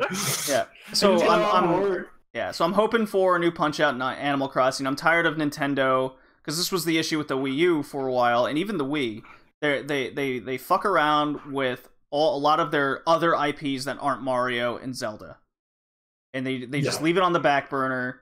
They know what their moneymakers are, but you gotta have the other games to fill out the library. Otherwise, you're gonna fall into what Xbox has now with too much of the same thing coming out year after year.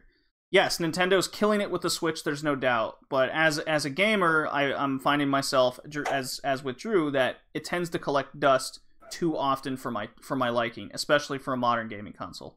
Exactly, and I'm trying to clean up my house. It's just sitting there collecting dust. I could put it somewhere else to collect dust, but so you bring out a couple returning IPs. Like Earthbound. There was a leak that there might be an Earthbound remake or a new Earthbound game. That's huge. Pulling stuff out. You have it listed. I also do really want to see them like lay out exactly what the Switch Online is and how it will work this winter, basically. Yeah, that's part of my expectation as well. Did you see you get like a ton of SNES games with it? Did you guys see that? It's like 6 games, I think.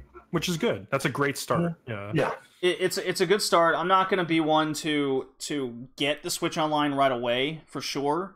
Until that because it looks like the service is going to be, and we spoke about this briefly on the Retro Gaming cast, the last one. The service will evolve with time and give us more content to mess with. Yeah. So what I'm expecting Nintendo to do with Switch Online is to show it off and convince the consumer base what we're going to get is going to be worth the price introduction. That's my expectation. Well, I don't think it's going to be as expensive as everything else. Yeah, I think it's like $20 or something. No, it's affordable, but what we've been shown in that reveal isn't enough, even for a $20 base. I expect Nintendo to show this off and convince us. Okay. It was a douchebag move from Nintendo to release a console with free online and then put a pay gate. That's a douche move. Well, it wasn't. If you're going to charge for people to play online on your console, don't release your console and let people do it. And then just say, you have to pay for this thing now that you've had on your console since you got it. Yeah. That's a douche move. So, Drew, what's your hopes and then expectations? For Nintendo? Yeah. I don't know. Pokemon, Smash, Animal Crossing for the Switch. All these things have been kind of leaked and alluded to. Metroid. Something else, Zelda. I think it's time. They said right after Breath of the Wild. Is that a hope? That they're expanding developers and studios, and they're going to be releasing Zelda games sooner than later. I think we will have a Zelda IP, some sort of Zelda game, whether it be a 3DS game, a spin-off, maybe an expansion for Breath of the Wild, something. Zelda will be released at this conference. I think this is Wind Waker ported to Switch. Dude, that would be amazing. And maybe something we haven't even talked about with this game. What if they just release a store with just every Wii U game ported, like that you can just buy Wii U game? Like I see exactly tons, that is exactly tons and tons of ports, tons and tons of ports. Maybe a virtual console, probably not, but just ports after ports after ports after new IPs after announcement. Nintendo might be able to just get a knock out of the park in this conference just because everything is set up to be shown. Yeah. Supposedly the Nintendo Direct at E3 is just going to be about a 30 to 35 minute presentation, which doesn't give us a lot of time for them to show off what they need. So a lot of the Treehouse Live is going to be where the focus is going to be. So yeah, I'm curious. I mean, to me, if Nintendo was going to break out of that Nintendo Direct mode that they've been in, this particular E3 would have been the one for them to have a conference. I'm not saying they have to do it every year. I'm saying this one probably would have been a good one to start with, especially coming on a year after the Switch had come out. Imagine if they do a 30-minute, Direct, and then like Miyamoto steps out and actually does a conference for the next 30 minutes. That'd be funny. That'd be awesome. That'd be very Nintendo too. Shall we move on to PlayStation? Sure. Yes. So yeah, PlayStation, there's a bunch of things that we can just straight up cross off the list. Like Last of Us 2 is going to have a huge showing at this press conference. Maybe not huge, but a gameplay showing. They'll have a demo. I know that Neil Druckmann was definitely teasing it on Twitter, saying a couple more weeks. That was a few weeks ago. I know that's going to be there. I want to see more gameplay from Ghost of Tsushima. That's a game I'm really interested in. Yes, I'm with you on that one. In all the weeks, I haven't seen anything about that. And it looks cool, just like a samurai. Drew, we talked about it on the episode with the Paris Game Show. Oh, yeah? Yeah, but the leaks, they haven't shown that it will be in the conference. Literally anything from Death Stranding, I will take. Yeah, even on the agenda, I just said answers. Music bullshit, I would love that still. Yeah, but that game is still 2-3 years out. Yeah, probably. There will probably be info on Black Ops 4 because they have a partnership with PlayStation. Yeah. There will probably be Destiny 2 expansion info, which will be interesting to see. Well, no, I don't think there will be. I don't think there will be because they're actually setting up. I don't know if you've looked at Destiny's Twitter. They have a big announcement stream where they're going to announce the year 2 content. Oh, okay. Well, yeah, they're doing it externally. And also in all the leaks for the conference of PlayStation, we've seen nothing about them actually showing Black Ops 4 on their stage, which I find really interesting. So maybe that's weird. Yeah. Isn't there going to be an Activision conference? Segment? Yeah. Yeah.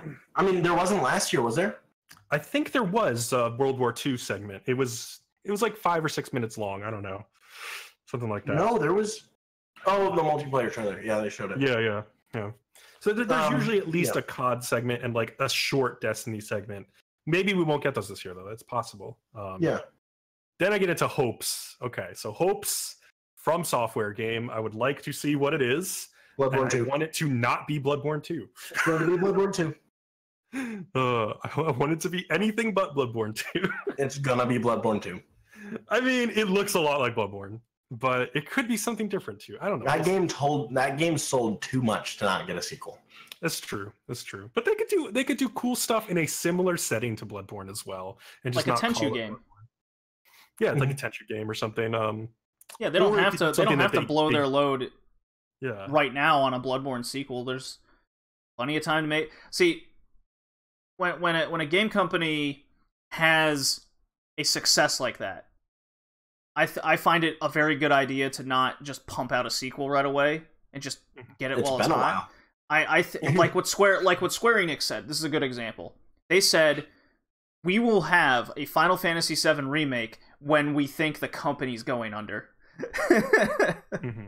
I think From Software, with something that they have with Bloodborne, that's that kind of game for them at this point. Yeah, that makes sense. Yeah. So I'm hoping, I'm with you, Bcom. I'm hoping the game reveals there, but I'm hoping it's Tenchu. Yeah, I kind of hope that too. I mean, that would be really awesome. I would be down. Yeah. Another hope, this is like a long shot, I would love to see a tease for a new Fumito Ueda game, you know, the maker of Last Guardian and Shadow of the Colossus. And then like, I would love to have it teased now and then have it not come out for like 8 years. That would be perfect. PS5, yeah. Just begin the cycle. Well, here's something also, because I don't know, you guys have probably seen the Shuya Yoshida and a lot of the PlayStation team were saying we're in the last cycle of the PlayStation 4, which generally means 3 years. So people are saying PS5 in 3 years. Do you think there will be any? And this is something funny because PlayStation and Xbox have both been in this tech thing where they've been showing off new tech all the time. Do you think there's going to be any alluding to say, hey, this is our new tech? Do you think we're going to see any new tech at 2 years? The 2 years. So you don't think there's going to be a PS4 upgrade? No, I think it would not be smart for Pro sucks because they are winning. Like they are winning the sales war right now, so it would not make sense to announce a new PlayStation now. Yeah, a lot of the leaks just said like first of all, a big one I wanted to talk about is the PS2 and PS3 games actually being playable on the PS4, not in PlayStation Now, not streaming. But they'll actually be playable on the PlayStation 4. And then also, I saw a lot of leaks saying, like with the Resident Evil 2 remake and what was that? I think. Like the Spyro game, but Beyond, but like a lot of the games all having PSVR compatibility. I feel like they might push the PSVR a lot harder now, but they're not pushing new tech. Resident Evil 2 with VR would be great. Yeah, that's what I think it was Resident Evil Part 2. I think Days Gone, and then I think Splinter Cell Apocalypse was rumored to have. That would also be great. That'd be really cool too. Huh. But then, what else was there? That's one of my hopes. PSVR's been out for it's coming on. Spider-Man VR component. Oh, that was amazing. It's coming out a couple years. It's going on a couple years now, and Resident Evil 7, Wipeout, like the space shooter one I can't remember off the top of my head all of a sudden. Farpoint? Farpoint, yeah. Is that, yeah, Farpoint. Yeah. Those are big hit PSVR games. I want to see. My hope is PlayStation finally reveals not just like Dreams was already revealed to be day one coming out with PSVR support, which is fantastic. I'd like to see a couple more big games like that be revealed. Have we heard about Ace Combat in a while? No, I would love to see another trailer for that though. But that may be something we see at Tokyo Game Show instead, because it's a very Japanese centric game. Yeah. But I love that. That's one of my hopes. My expectations are right in line with you, Brian, with Days Gone info, Ghost of Tsushima. That seems to be a good a game they're pushing forward. Last of Us is very much expected, and then just like with the Crash thing that they did a couple years ago, they're gonna do more with Medieval. But they're also gonna show. Spyro's coming out now. But that's an Activision one. That might be like an Xbox thing. Well, I think they're making a new one, a new Spyro that Sony said. No, it's just a remaster of the first three. Well, I've seen that they're announcing through the leaks that they're announcing Spyro. I think it's called Reignited. Oh yeah, I saw that leak. I don't know how real that leak is. Well, there's a few that like that. I doubt it. It's a little sketchy, that leak, I feel like. What do you guys think about the Metal Gear Solid Snake Eater remake? That would be fucking hype as shit. But also, I'm very skeptical, because that is a very tough game to remake. Yeah. There's so many systems going on in that game. Well, Konami's not going to be involved in that. Well, that's the thing. It's like, so I'm wondering if we'll see like a tease of a new port that Blue Point will be working on, since they finished with Shadow of the Colossus and they did an unbelievable job porting that game. Yeah, PS4, and like basically remastering and remaking it. I would love to see what their next project is, but it might be too early. Well, so it might not happen here. Yeah. This is something to think about. After the games that were looking at right now on E3, like Last of Us and all that kind of stuff, how many more? What are the next projects these studios work on? Are they going to be PS4 games or PS5 games? Almost all like PS5 games, yeah. Yeah. Like the bigger studios are gonna the bigger studios. No, Death Stranding is gonna probably be at the tail end of PS4.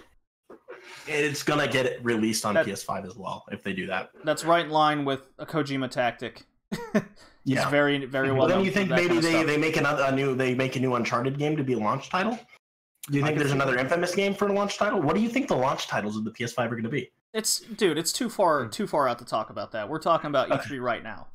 No, it's fun to think about, but yeah, it's fun to think about. Yeah, because you got to imagine the studios right now after this got to be thinking, okay, we're about to be working on the PlayStation 5. Because you got to know Sony in their back closet has a PS5 like model that they're working on, right? That's Drew. That's all fine, but with every iteration of Sony, it's always at least a year and a half before any real game comes out.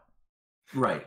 I can tell you what one so there launch are game no will be launch for PS5. titles. It'll be FIFA 2020 launched. There you go. PS5. FIFA 2020. NAC 3. I'm telling you, NAC fucking 3.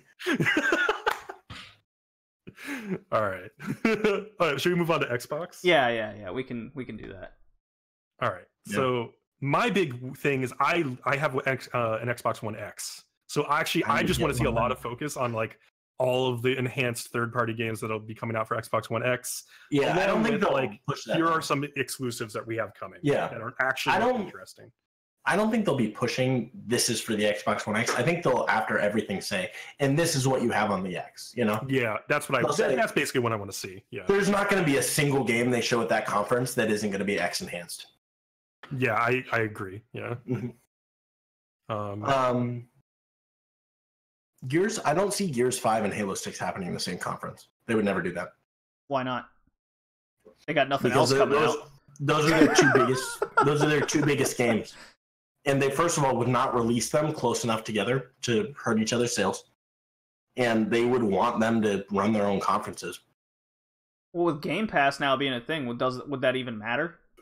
It would, because they're too similar. I think you're going to see Halo 6 here. Maybe. It's time for Halo 6. I know for a fact that some 343 employees that I'm friends with have been given E3 passes from Microsoft. So, you know, it kind of alludes to Xbox showing off Halo 6. Maybe just a teaser. I'm predicting either my hopeful pick is that, because they're not going to release it this fall. Halo 6 is not a fall game. It can't be. They haven't started the ad campaign yet. Yeah. Teaser. I think hopefully we'll get a teaser. I think it'll probably be a spring 2019 release, because I don't think they can afford to wait longer than that. Yeah. I think that's fair. Mm-hmm. Yeah, JD, you had some things written down here that you expect you might see. Yeah, so my expectations and hopes with Xbox, I think, is in line with a lot of people and gamers in general. I like competition. Competition brings out the best in companies, or the worst in case you're Sega. Yeah.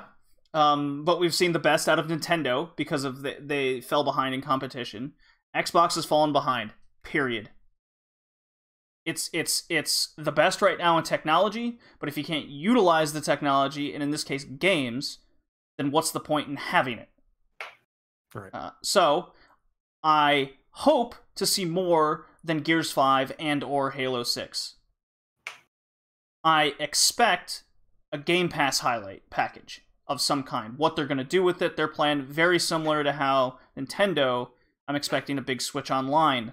Maybe. I feel like they wouldn't highlight the Game Pass like that. I think they might do a big montage of all their games and like all their backwards compatible games or something. And then at the end say, they've already taken away many 360 games off the Game Pass store already. So what is their next step? Because we've already heard from Xbox that, hey, backwards compatible is our thing. That's our move. Okay, what's your move going to be this year? I expect it to be the Game Pass and what they're going to do with that. I'm expecting either a Fable 4 or a Perfect Dark reveal of some kind. I think we'll get both. My hope is it's not just a simple trailer, a cinematic trailer, which, let's face it, Sony tends to do a lot of the times at E3, where they're cinematic trailers. They don't actually show gameplay a lot of the time. In the case of God of War, we thought it was all cinematic, but it was actually gameplay with how that turned out. And my hope is Crackdown 3 is not canceled, from what I don't think what's brewing canceled in the background, because it's delayed. It's been delayed yet again for even later in 2019. Man, so that's a huge worry. That would be yet another exclusive just gone, especially coming off of the tales of as much as financially successful State of Decay 2 and Sea of Thieves were, they were not critically acclaimed in any way, horribly released in what they are capable of and what they should have been. So if they lose Crackdown 3, that's just another kick in the spine to Xbox. So they need I have more hopes than expectations, for sure. The hope is they actually show off some fucking games. What is coming out for Xbox this fall? Nothing. They're gonna reveal something for the fall. They can't have a fall with no games. Are you sure? That's the problem. You don't know. I mean, all Xbox has right now is third party. So all we know is what the third party people have revealed. Xbox themselves have nothing. We just talked about Nintendo having Smash, Metroid, their Switch Online thing, Pokemon Let's Go hit. We have PlayStation with Days Gone in 2019, Ghost of Tsushima, Death Stranding. People are fucking losing their lunch over just because of how hyped they are for it. Final Fantasy VII, like the list goes on. What does Xbox have? And that's the problem. This E3, Drew, we've spoken about it on past podcasts, that Xbox needs to do something heavy this year and hit it hard.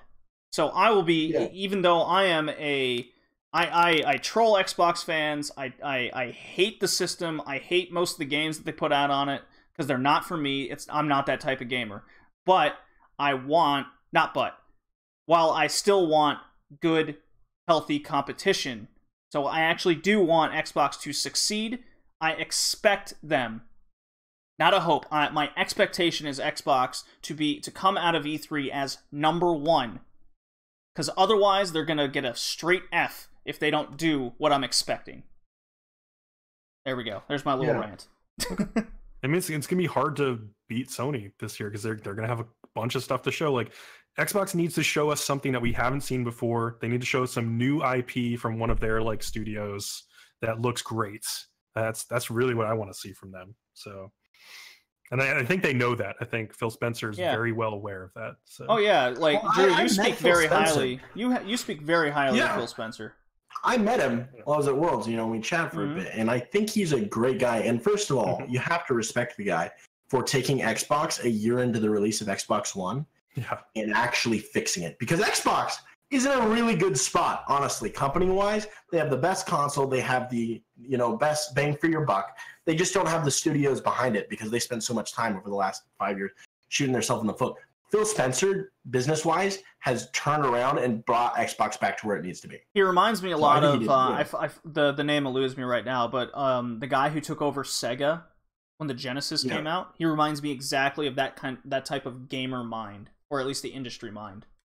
What needs to be done. Gamer, Phil Spencer's a great industry mind, and he's a fun gamer, and he's just a nice guy.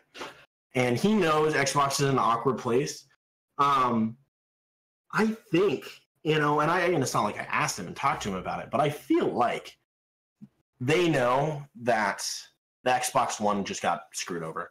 They're just trying to survive the generation and come out huge with the next Xbox. Well, they're already successful in the generation despite being way behind Sony. It is not successful, where they should be. But it is nowhere near where Xbox should be. I mean, and it's that thought that worries me, that they aren't really going to put the effort into the Xbox One that we want there to be.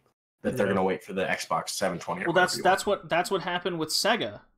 Really, like everything that I'm seeing unfold in front of me is very similar to the slow decline of what Sega was. Now, of course, Sega also was a different animal in how they went about things, but at least they were trying things. And that, I mean, it took a long time for Sega to finally fall. I'm also kind of worried though that Xbox right now is gonna. I think it was 2 years ago, the Sony conference that was literally an amazing conference, but games that were all going to come out, the games that we haven't even seen yet, released. It was an awesome yeah. I feel like Xbox might do that because if they really want to have a good conference, they need to reveal things that are going to get people talking. And I don't think Xbox has all those games in a playable development stage. Well, they keep canceling them. That's why. Well, that's what I'm confused. Our studios keep closing down. I'm so confused. Scalebound? What? Oh, yeah. Well, I wanted that game so bad. Yeah, the game looked great. Crackdown 3 looks decent, I don't think they'll cancel it. But it's weird because they've been saying this conference is going to be 2 hours long. And it's like, I am racking my brain to think of like what they must have some stuff up their sleeve. Yeah, they have to. And that's what I'm saying.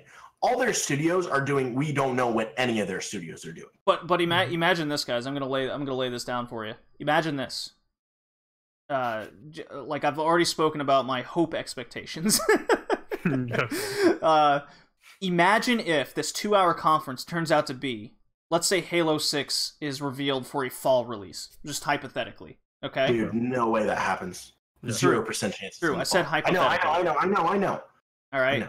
So humor me on this. Let's say Halo 6 reveal fall release. Holy shit. They've kept it under the wraps. They pulled a Nintendo. No one knew. They spend like 30 minutes just talking about Halo 6.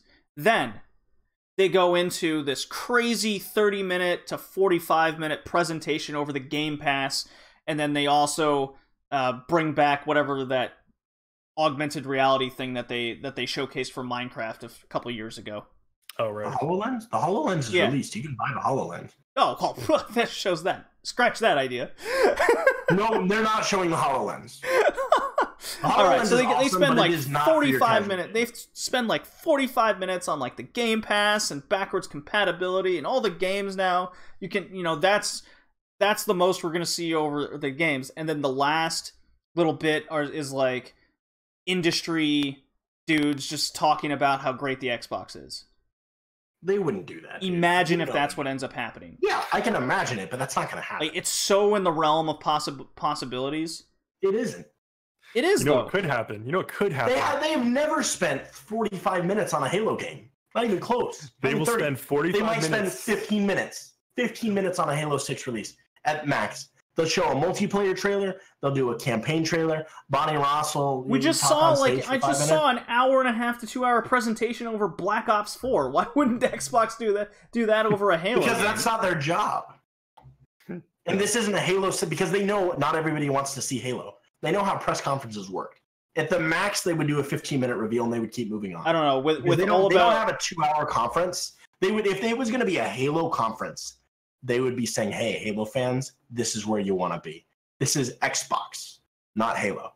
They're not going to say Xbox and then spend most of their conference on Halo because that's just going to piss people off. 15 minutes at max. I will laugh if we see 30 minutes of live Halo Battle Royale reveal played live multiplayer.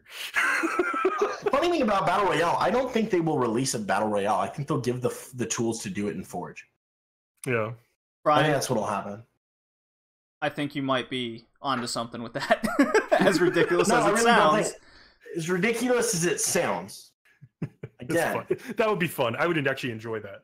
It's hard to kind of jump around certain things. I can't confirm anything, but I don't think they're doing a Battle Royale. That's not what the guys over at 343i are interested in, but they know it's a big thing. Halo's never been the trend chaser, Mm-hmm. What they will do, 100%, I guarantee, is with the new AI and the new Forge is essentially nowadays, you can even get it on PC, a developer tool. They're going to maximize it and they're going to make very Battle Royale specific mechanics. And I think you'll see when somebody, because like they do in Halo 5, you'll see a fan on like a Warzone map make a Battle Royale. And you'll see 343 feature it as a playlist. Yeah. That's what's going to happen. They're not going to release a Battle Royale mode. If they did, if they did a reveal they would probably do a campaign teaser, maybe a multiplayer trailer for Arena and a Warzone gameplay thing, and then have Bonnie Ross talk for like 2 minutes on just, industry speak. We promise the best experience, split screens back, they'll have the thing. They wouldn't spend more than 15 minutes, 20 minutes at max. That's what I expect. Yeah, they would never do, because they know, people understand how the press conferences work. They would never just crash like that, because that is meme-worthy terrible. They have something up their sleeves. They have studios working on stuff. They have exclusives. They, maybe Fable 4, Perfect Dark, maybe the studio that did Sunset Overdrive is doing something new for them. They have, I really hope that would be awesome. They have to have so much under their sleeves, because if you look back at the conferences, we know Xbox has a solid set of developers in studios. They have to have things under their sleeves. Well, they have Rare, and look how that turned out. Yeah, but they got to have other people, I feel like we'll get some weird. I think I feel like with Xbox, there will at least be one game that comes out of nowhere and people are really excited for. It'll be like, wow, that is awesome. That's maybe a new hope and expectation. What was it? What was the game called? I can't remember what it was called. It's not Sunset Horizon. What was the Forza Horizon 4? No, what was the game? Oh, there'll be a new Forza game, obviously. Cyberpunk 2020? No, that's not going to be an Xbox. What was the one, the really famous Xbox, Crimson Skies? Oh, yeah. What if they do a new Crimson Skies game? Like, they have so much potential to tap, and I feel like we don't know anything, and they could tap something. Yeah, they could have done a lot of things for the past 15 years. Yes, they could have, but I think maybe, hopefully, we see something. But they don't need the problem is they don't need to do any of this. They're in that it's like WWE right now. They don't need to give us a good product week in and week out. They're making so much dollar right now that they can just continue what they're doing and it's fine. Which is why I say I think they might just hold out, do some small announcements that people are excited for, and wait for the next Xbox and try and come out on top. Like, if Halo you're 6, 30 minutes, done. No. Live Battle Royale. I think if that, they might reveal some third-party things. Yeah, for sure. If everything else fails, they'll definitely do third-party reveals. Yeah. Here's more Battlefield. Here's more Call of Duty. Here's more this. Here's more that we already know. They don't have Call of Duty. But here's something to really think about. Xbox still has the Tom Clancy thing. New Splinter Cell game. New Splinter Cell game. I think that's because especially that they added the what was his name, Sam Fisher to Ghost Recon Wildlands. I think that was a very much he's still around. Well, that's all Ubisoft. Yeah, but it's still the Xbox side of things, and I feel like Xbox would reveal something like that. Nah, that would be saved for a lot of it would just be a trailer, and that'd be saved for the Ubisoft conference. Is Ubisoft doing it? Yeah, no. But I mean, even with the Battlefront, the original, Xbox has the side. They did a huge Battlefront reveal for the multiplayer and everything, and then Ubisoft just did their survival mode reveal. I could see something like that. Maybe another Star Wars game. Has anybody thought about that? Well, that's what I expect to see at the EA conference if we're gonna see it. Yes, also we're gonna see it on Xbox too. Well, let's move on to since we're talking third party now, guys. Why don't we move on to them? Okay. I don't even know what third parties are doing now. Oh, Anthem, did you guys see the new poster today? Yes, I did. Yeah, they're doing a big trailer. They're recently releasing a trailer on June 9th. I'm very curious to see what that I'm very curious too. I'm curious to see if this sucks or not. We got a big gameplay demo in that conference last year. By the way, the very beginning of that demo was a fucking lie. That was live action people walking around. That was bullshit. But once they started the gameplay, I was like, okay, this looks like it could actually be a video game. But that's the part where he's walking through the marketplace, or she is, I guess. Mm-hmm. And the people are coming up and talking to her. I was like, no. No game looks this good. Come on. Especially no BioWare game looks this good. Sorry, BioWare, but you're not that cool. But okay, I'm still excited because as a Destiny fan, I've been let down a bit over the past year or so. So I'm interested in another team-based co-op shooter, and it looks like it has a lot of freedom of movement. You swim, you can fly, you can run around in jungles and shit. It looks great. So I'm excited to see what they do with that. So I'm expecting. I just wrote down few things here, and I'll just run through them. They're not really hopes or expectations either or. It's just kind of the what's in the woodwork or what's already been revealed. So, Kingdom Hearts 3 showcase. Yeah. As you said, Anthem stuff. I think that Square Enix conference could be freaking hype, actually. Yeah. Oh yeah, all they have to do is show like part 1 of the Final Fantasy VII remake with actual gameplay, and then just everyone's just gonna like, what would they look? Get me all the meth and coke in the world right now because this can't be real. Rage 2, Fallout 3, Switch port. I've heard rumblings of. Maybe we'll get more from Fallout 76, whether it's whatever the hell that's going to be. It'll be supposedly some online, yeah. Also, something like we probably haven't even thought about. What are we getting from Fortnite? Because we know there's a huge Fortnite All-Stars tournament going on at E3.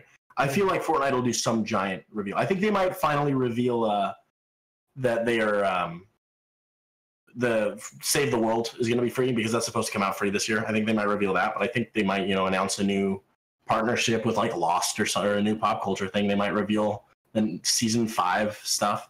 Yeah. I think Fortnite's going to have a big presence, especially with this tournament, because you can't not have Fortnite in the industry because it's easily as big as all these things now. Sure. So, reveal and info on Starfield finally.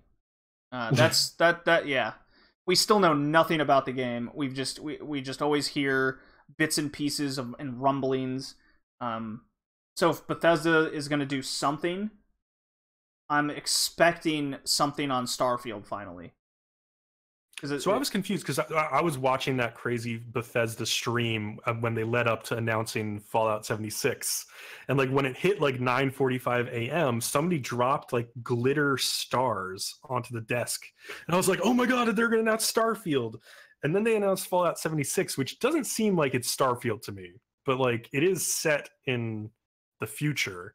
So yeah, I wonder if that's the same Starfield game project or not. I don't think it is, but I don't know. I don't know. It's weird. People love their Fallout. Yeah.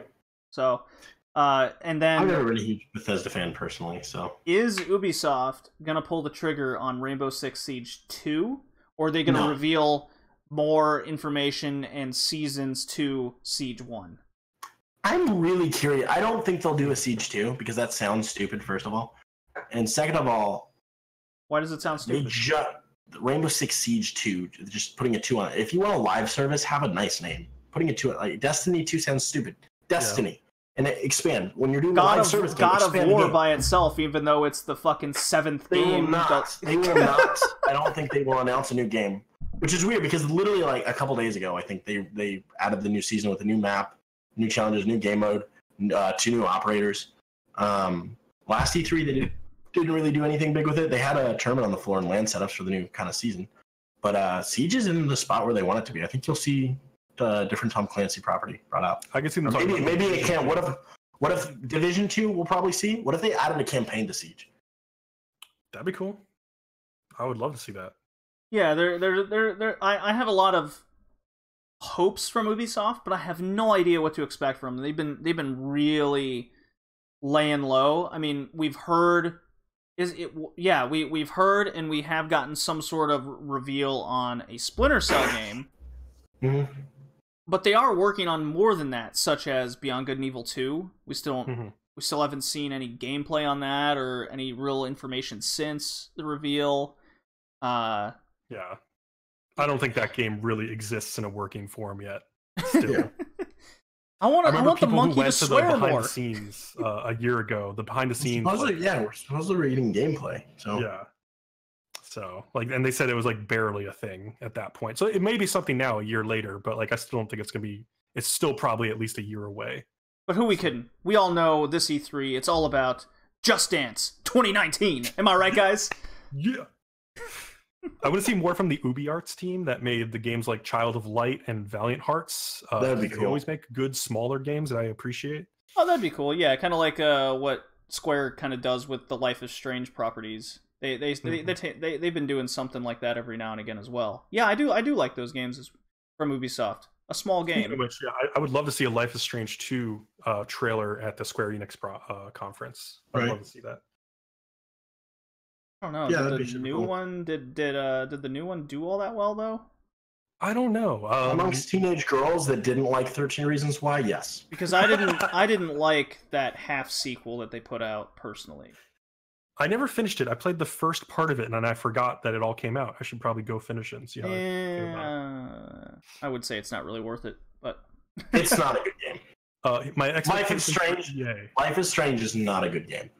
No, Life is Strange. The first one was fine. It was fine, but it was not good. The ending is not particularly fantastic. That is, God. Did you kill everybody? Your girlfriend made that game worse. I was just saying. That is real life. Having a girlfriend made that game worse. I killed everybody. That was my final choice. I'm like, no, everything's for her. Everyone must die. To fucking die. Fuck all those people. They had like 3 days to get out. They saw like the end of the world coming. They were like, oh, we're just gonna stay in our house. Fuck all those people. None of them deserve to live. That's how I felt. 100%. Brian, you and I, we get each other. Spoilers. Anyway, my EA expectations / hopes. Madden 2019 allows you to kneel before games during the national anthem. Boom, dude. Yes. Or stay in the locker room and not get fined. Yo, what if you can? Oh my gosh, this is amazing. What if it's like a Cyberpunk game? Oh my god. It's like the Robot Baseball Wars 2020 from the NES. Instead of Madden like 2019, they do like Madden 2066. Like how awesome would that be? They basically did that in Detroit Become Human. Did you read that magazine in the game? Oh my god, JD? Yeah. They were like, "Oh, Android quarterback can throw from end zone to end zone." I read that as well. Yeah. God, Hopefully, will the NBA allow the first Android player? Every team gets at least one. It's like arguing the Avatar out of like professional bending in Legend of Korra. Like, my hope for EA is that they come out and they announced, we have sold the Star Wars IP to someone who will actually make a game with it. You're welcome. Now can we bring loot boxes back? No, what if they announce like an event? It's okay. They're still in all our sports games. Is it just Star Wars, or do they kind of have favor over Disney? It's mostly like, just Star Wars. Like, okay, so they couldn't reveal like a Avengers game. No. Okay. Well, dude, I hope they announce that like Madden and FIFA will become live services. Okay, yeah. That would be cool. It's already a live service. The early releases don't need to happen. Really. Same with MLB The Show with Sony. Yeah. Yeah, they need to unannualize this thing because annualized games are going to start dying. They just don't. They already work. have. The consumer is not okay with that. Only certain games like Call of Duty and Madden and stuff are still getting away with it just because they're big enough, but they're still dying. They need to go to live service. No, they already are a live service, but they only last a year. EA has to do something with Star Wars, or everybody's going to be upset. Everybody's waiting for something with Star Wars. Been waiting for something. A while. Yeah, something is going to happen with Star Wars. Outside of that, I don't know. Anthem, of course. Mm-hmm. Do they maybe Dead Space? I think EA is going to avoid Battlefield 2, and maybe if they do talk about it, it would be. It's not Battlefield 2. Battlefront, whatever it is. It's Battlefield 5. Battle Loot Box, the game or whatever. There's no loot boxes. Killing the jokes here, Drew. Killing me today. Your jokes are bad, and you should feel bad. The last thing I want is from Bethesda. I want Mick Gordon to come out on stage with his fucking guitar and just start playing the Doom 2 theme, and that's how their conference starts. Why do Bethesda and EA have press conferences? Because they have enough games that they can justify their it. Conferences suck. They do typically. Bethesda sometimes. Sucked. All I could hear was some like 40-year-old mom in her midlife crisis screaming for no fucking reason. They announced a card game, like a game where some dude's eye is all Prometheus, and then Fallout 4. Like, what the hell am I doing watching this conference? It's so funny. Ubisoft, I feel they justify it though, because they show a lot. Ubisoft justifies it. Activision justifies it. Ubisoft has fun. They do have fun. It's not a fucking investor conference with Ubisoft. Mm-hmm. That's why I like the Ubisoft conference every year. I mean, I don't give a shit about Just Dance 2019, but god damn it, I expect a beach ball party. But you should all tune into the PC Gaming Show for more info on Age of Empires 4. Booyah. That'll be exciting. Oh god, that's a thing, I guess. Oh my god. Guess what just got announced? What? So, Sonic All-Star Racing ago, 3? About a week ago, big streamer Dr. Disrespect threatened the Bluehole developers of PUBG and said, you have like a week to make me a skin or I am never playing your game again. Oh my god. Guess what just got announced? A skin for Dr. Disrespect. Dr. Disrespect and Shroud weapon skins. Ridiculous. God, that's awesome. That's like either awesome or I feel so bad for the developers because they realize we could fix all these bugs in our game, or we can make a skin for this Twitch streamer. They sat there and said, you know what? If they leave, we're fucked. If Dr. Disrespect puts down our game, we've lost it. So let's make him a skin. That's just like one guy on the internet telling them to do something and they just remorsefully have to. I think it's cool that on top of that, they also made a Shroud skin. And the Shroud skin, I personally think looks cooler than the Champions Club Dr. Disrespect skin. But it's just funny. That's cool. That's funny. At least they're responding to the community, you know. Well, no. Actually, if you go on to PlayerUnknown's Twitter, he's actually been talking to the community in about big changes for PUBG as a development studio and kind of how they want to work and how they want to work as developers. And it's kind of cool to see what they're doing. But cool. All right, guys. So are we finished with our E3 predictions? Yeah, man. Yeah. Well, I'm okay. excited. So I'll throw this one last question down. Okay. Who's gonna have out of the main people like Axing, PC, and what is this other one I have listed here? Devolver. What? Yeah. If you forget about conference. Yeah, last year they had that like avant-garde surrealistic thing where they were just like murdering Hotline people. Miami 3. Yeah. So if we forget about those two in particular, who's gonna have the best conference and who's gonna have the worst conference? Nintendo's gonna have the best. Bethesda's gonna have the worst. I think I just don't like Bethesda games. So I think Sony will have the best conference with Nintendo like right neck and neck with them. I think EA will have the worst by far. That's true. I didn't even think of EA. Yeah, I'm with you. I believe EA will have the worst conference and it won't even be close. And I am going off my hope and expectations with Xbox being the best conference. You think so? I was gonna say I think Xbox could be the best conference, but I don't want to say it because I'm gonna get shit on Twitter. This is coming from the guy who hates Xbox. Yeah. Mm-hmm. Xbox has the potential right now. I'm expecting them to be numero 8. And that's not saying I don't expect Nintendo and Sony to just get B+ minimum grades. Well, here's the thing. I think Nintendo and Xbox have the same amount of potential right now for their conferences, but I trust Nintendo to do it right more than I trust Xbox to do it right. But just because of the timestamps, I feel like Xbox is ready to do something amazing. Mm-hmm. And so but I don't want to say it because I feel like I'll get shit for saying it. So yeah, because you got rid of a PlayStation and a Nintendo Switch. Yeah, or an Xbox. Nintendo. Yeah, I mean, because I'm grinding Halo. You know, I got tournaments to go to. It's like there's no point in me hosting other consoles at this point. I might get the Nintendo again. But right now I'm just kind of cruising on the Xbox. And I can play the third-party games. It's great. And I think Xbox has the ability right now to do something crazy. Alrighty. So, Drew, it was nice of you to join us. Yeah, nice to meet you, Brian. Nice to meet you too, man. We're going to have a different guy that I've been talking to on next podcast. And maybe we have Brian and we go 4-way. Okay, we'll see. I don't know. We'll see. We'll see how everything lines up. So, I'll hit up Brian for PUBG at some point, and that will be streamed. So, okay, cool. My Twitter is Boogadaball. His Twitter is whatever you hear at the end of the episode. I don't care. Right. He'll follow me at some point. He'll follow me at some point, and I'll follow him back. That's how it works. That's how that works. So we'll play. I'll stream it. You know, I gotta go. So. All right. Thanks for hanging out, everybody. Talk to you later, guys. I'll send this. This is a wrap. Perfect. See ya. Alrighty, so I'm gonna play the Undertaker's little drop here.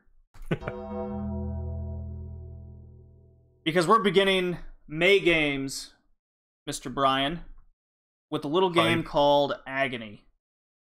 Now this sounds like a lighthearted, enjoyable children's game.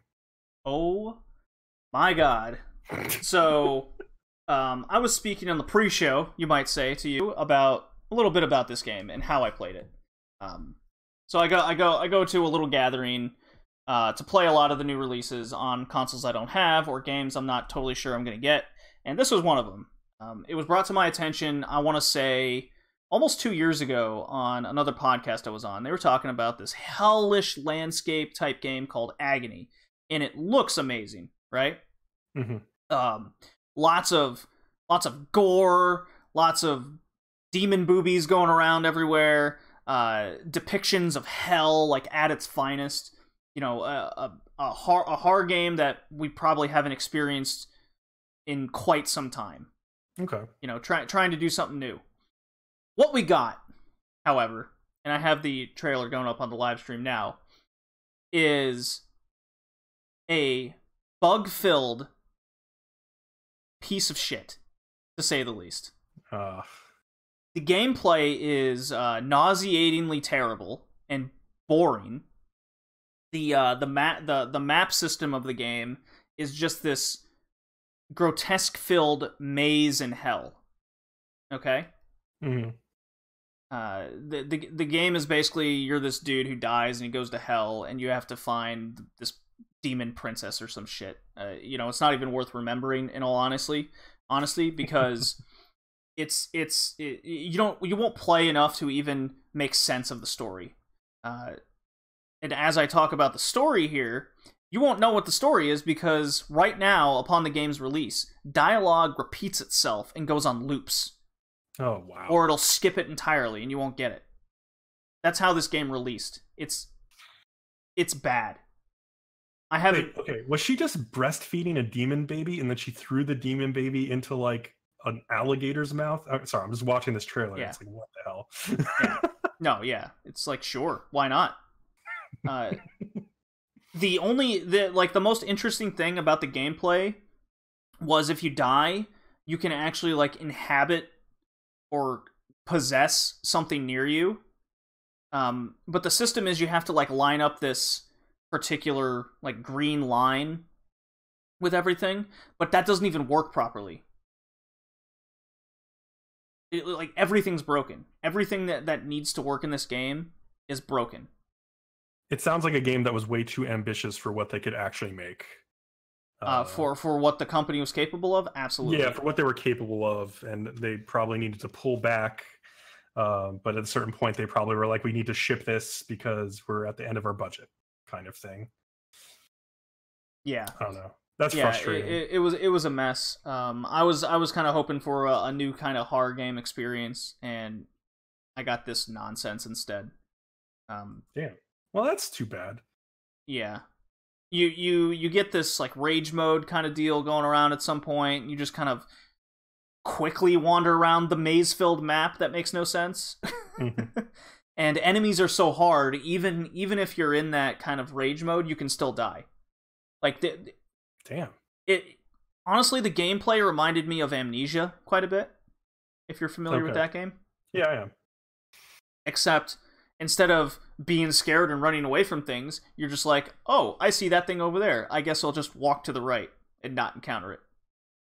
And then there's other times where you'll just randomly turn a corner and then the thing's right in your face and you die.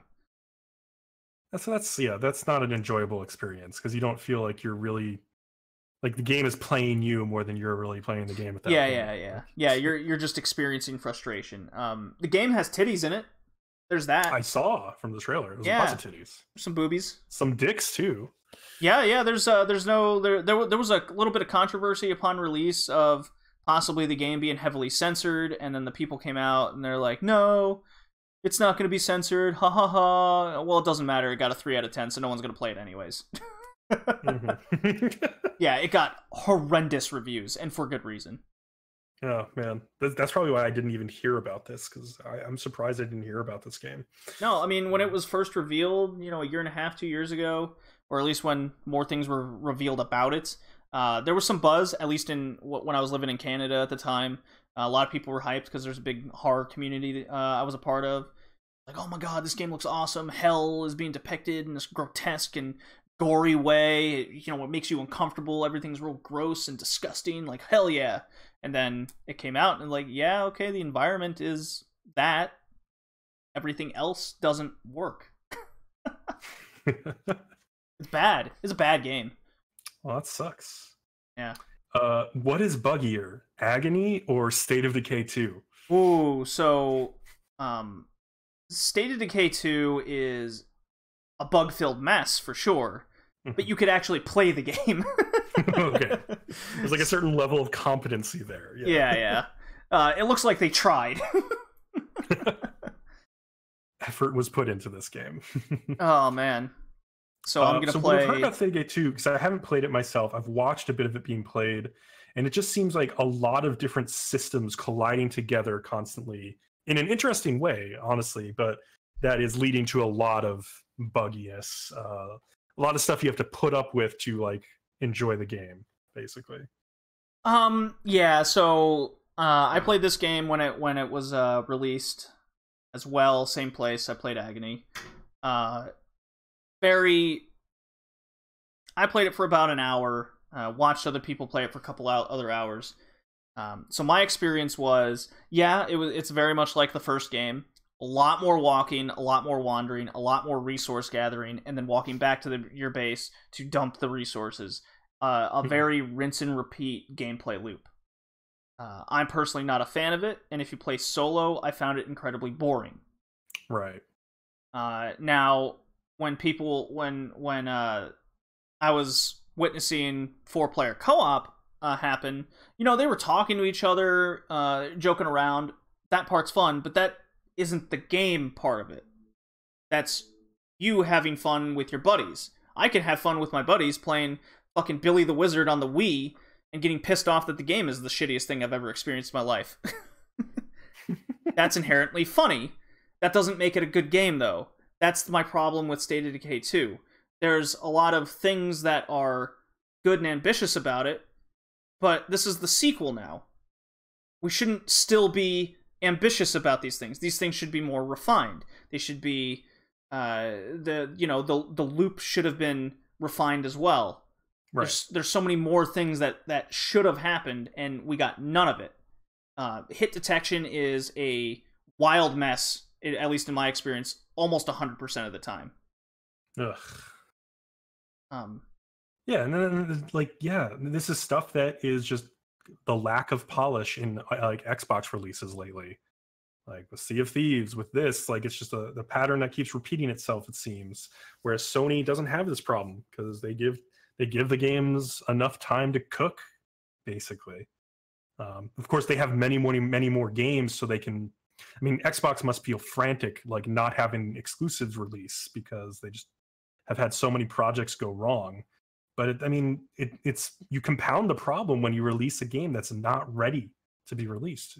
So yeah, and that's definitely what this game falls into, is a game that's clearly not ready. But who knows? Even if it comes out, even if it's more refined a year from now, that still doesn't. If we take away a lot of the bugs and that I experience and watch other people experience, that still doesn't make up for what I found the gameplay loop to just be boring and a game of wandering.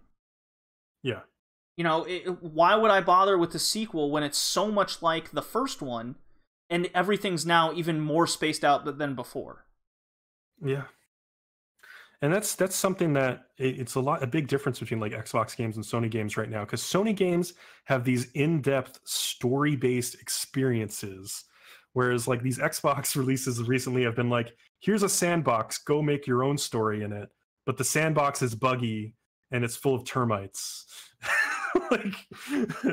You're just not gonna be fun to be in this sandbox after like a day. Yeah, and the other thing I'm coming across a lot with just what Xbox is putting out is it's a lot of just the same stuff over and over again.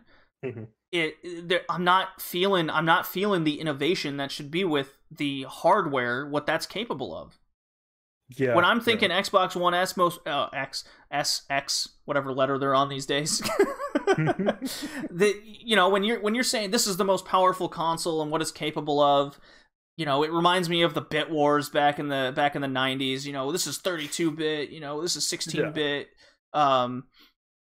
Well, if you don't have the games that are pumping out what that's capable of, and you're not taking advantage of the hardware, then what's the point? Why did you bother investing or having a consumer purchase such a thing in the first place? Sega 32X comes to mind immediately. I do appreciate certain games run like at 60 frames per second on Xbox One X more solidly than they do on the PS4 Pro, but there's really not that much of a difference between them. And with like all of the games on PS4 side, it's just like there's no contest right now if you're still looking to buy a console. Like you have to just go for the PS4. Like clearly it's just the clear choice. And that's like why we were talking about like Xbox needs to make huge moves this E3 if they want to regain a bit more of that market share and like a bit more of like the consumer confidence going into the next generation as well.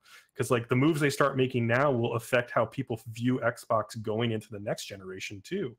And so releasing one of their big tent poles, which I guess State of Decay 2 is like a tent pole of Xbox now, and having it come out in this like form is really disappointing. And it just erodes away a little bit more at like what we feel the Xbox really is. So yeah, I mean they're batting 0 for the year so far in their exclusives, and that's only 2. Meanwhile, Sony came out with Ni no Kuni 2, which is fun. It was a fine game. Fun game, yeah. It was fun. It's my definition of kind of a middle shelf, mid card type game. Right. Which is fine. Xbox doesn't have any of those. No. State of Decay 2, if this is what let's say State of Decay 2 doesn't have an uninteresting gameplay loop where it's just resource gathering with buddies essentially, right? And zombies attack you. This should have been a middle shelf game, right? This should have been the game to hold people over until the big Halo 6 type game comes out, right? But instead, we're only getting this. So when a game like this fails, what do you have to play? Yeah. That's my issue. Backwards compatible games from Xbox 360. Yeah, you can play all the other games that came out. Oh, great. Then why did I bother getting the one? Exactly. I can go get an Xbox at a retro store for $20 and buy 30 games for $10. To be fair, they do really play better with the backwards compatibility. So that is nice. That is a nice like aspect of the backwards compatibility. They look nicer. They play at better frame rates. But again, they are old games that we've probably played already if you've been around for a while. So yeah, I mean, not everyone's a heavy retro gamer like myself and just have the consoles on display and ready to be plugged in at any point in time. Right. Yeah. Not everyone's like me, I will admit.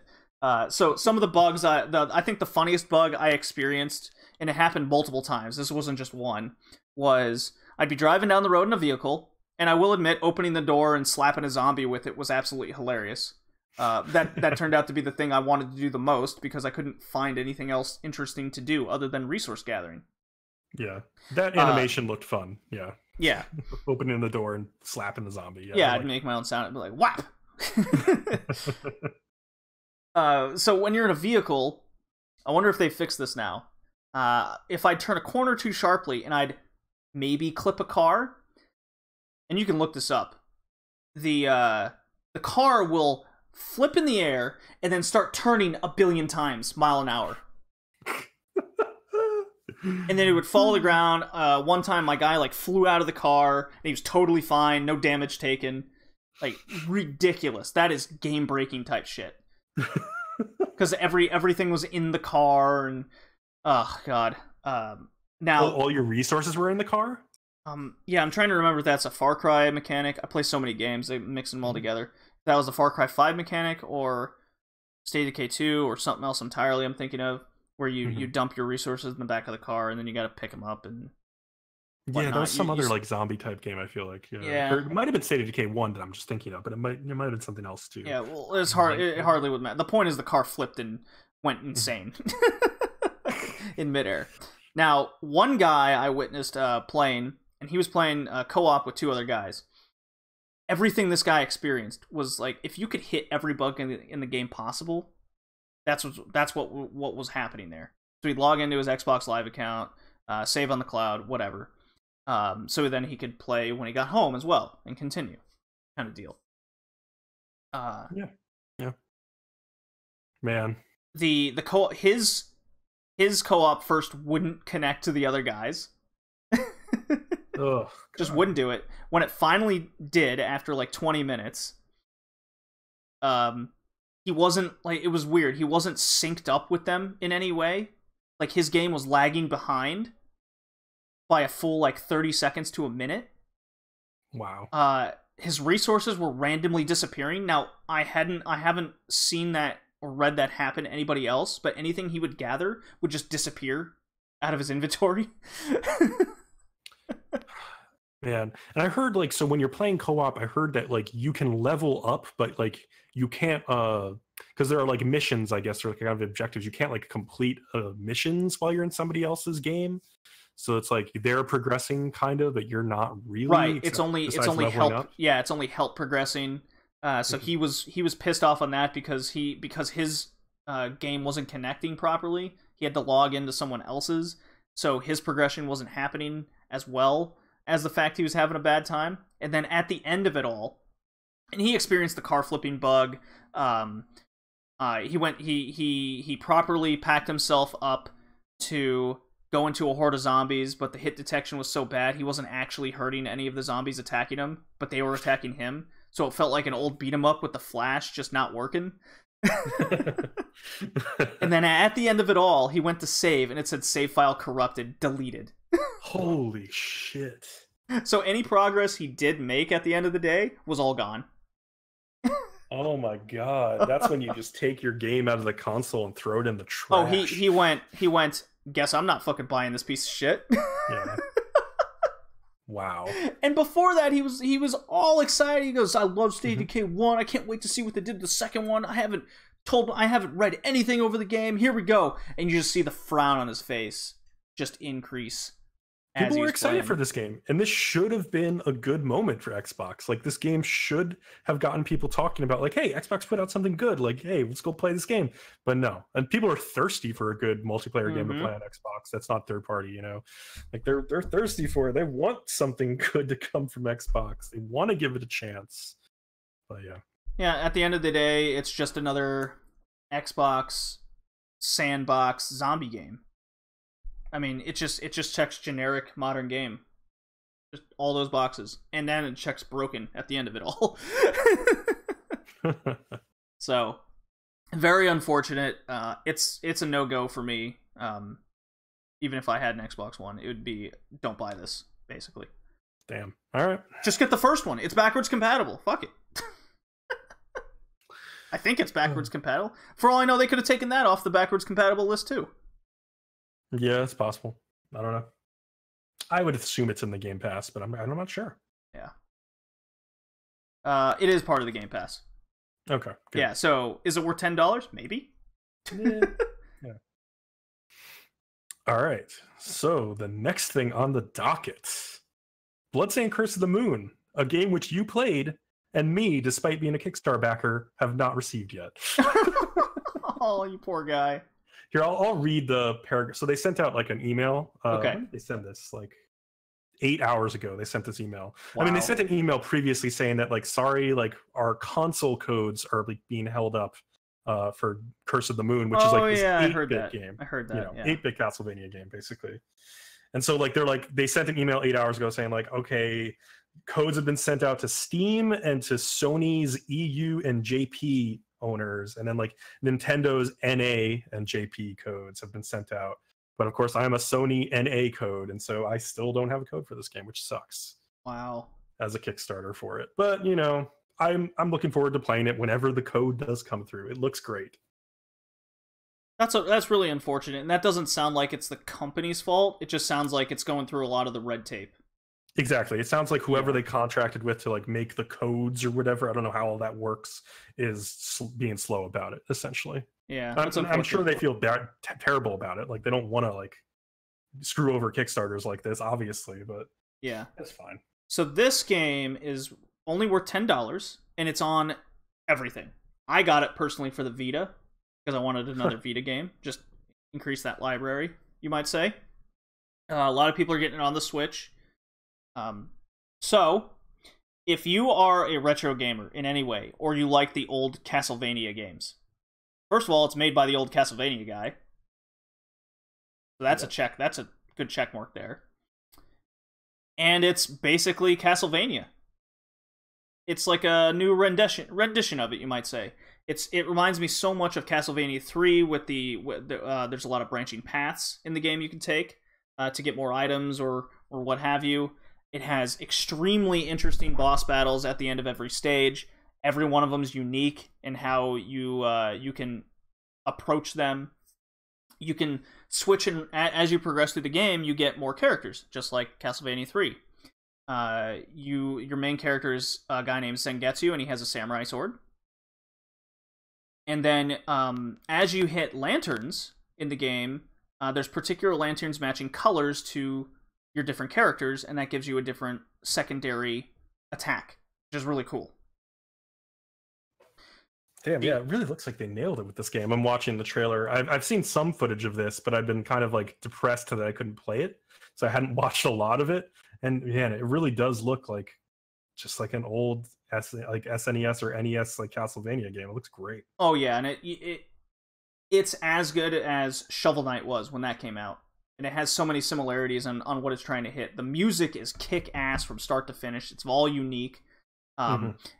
You can break open like side blocks and get health. You know, just like getting the pork chops in Castlevania. Big naturally. Turkeys and shit. Yeah. I love how seamless it is to transfer between all the characters in the game. There's 2 modes, and I really liked the different modes that they put in. And one of them is you can play like an old retro game. You know, you have limited lives, limited continues kind of deal.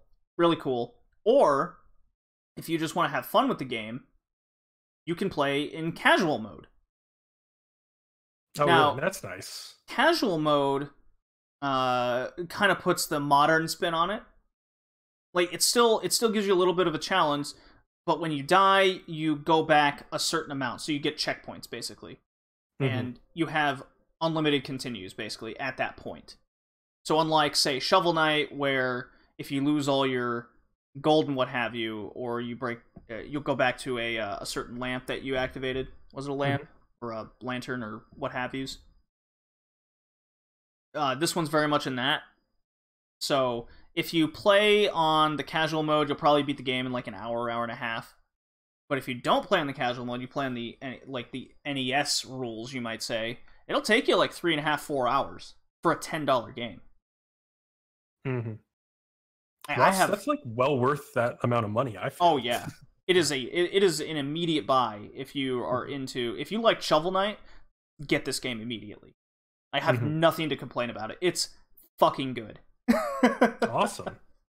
Man, and I didn't expect much from this because it was like, oh, they'll do like a little cute like 8-bit thing to kind of go along with like the main game. Oh yeah, that's coming out. But no, this seems like a thing in and of itself that like Inti Creates worked on, and like it's a good game. Yeah. The second character you unlock is the main character from the mainstay game that's coming out, Ritual of the Night, which is more of the Castlevania Symphony of the Night kind of blueprint. And she's the one with the whip. Zangatsu has like a samurai sword. Then you have a wizard who has like almost no health, but his attacks like can take up the whole fucking screen. It's awesome. Then you have Dracula, that character who turns into a bat. You're like, I don't want to die over jumping bullshit jumps, so I'll just do that. One kicker, and I use the word kicker, is if you play on casual mode, you won't have kickback damage or knockback damage. Okay. If you play on the normal difficulty, you will. So there are let's say, bats or Medusa heads that go in that U kind of formation again. Yeah. And they'll hit you and knock you in a pit. There's a sequence near the end of the game when you get there, Brian. When you do eventually play it, you'll know immediately what I'm talking about. Okay, cool. Yeah, it brought back horrible flashbacks of Castlevania. In that sense. This is an immediate buy. I have no qualms about this game at all. It checks all the right boxes for a retro style game in 2018 for me. That's great. Yeah, I'm very happy.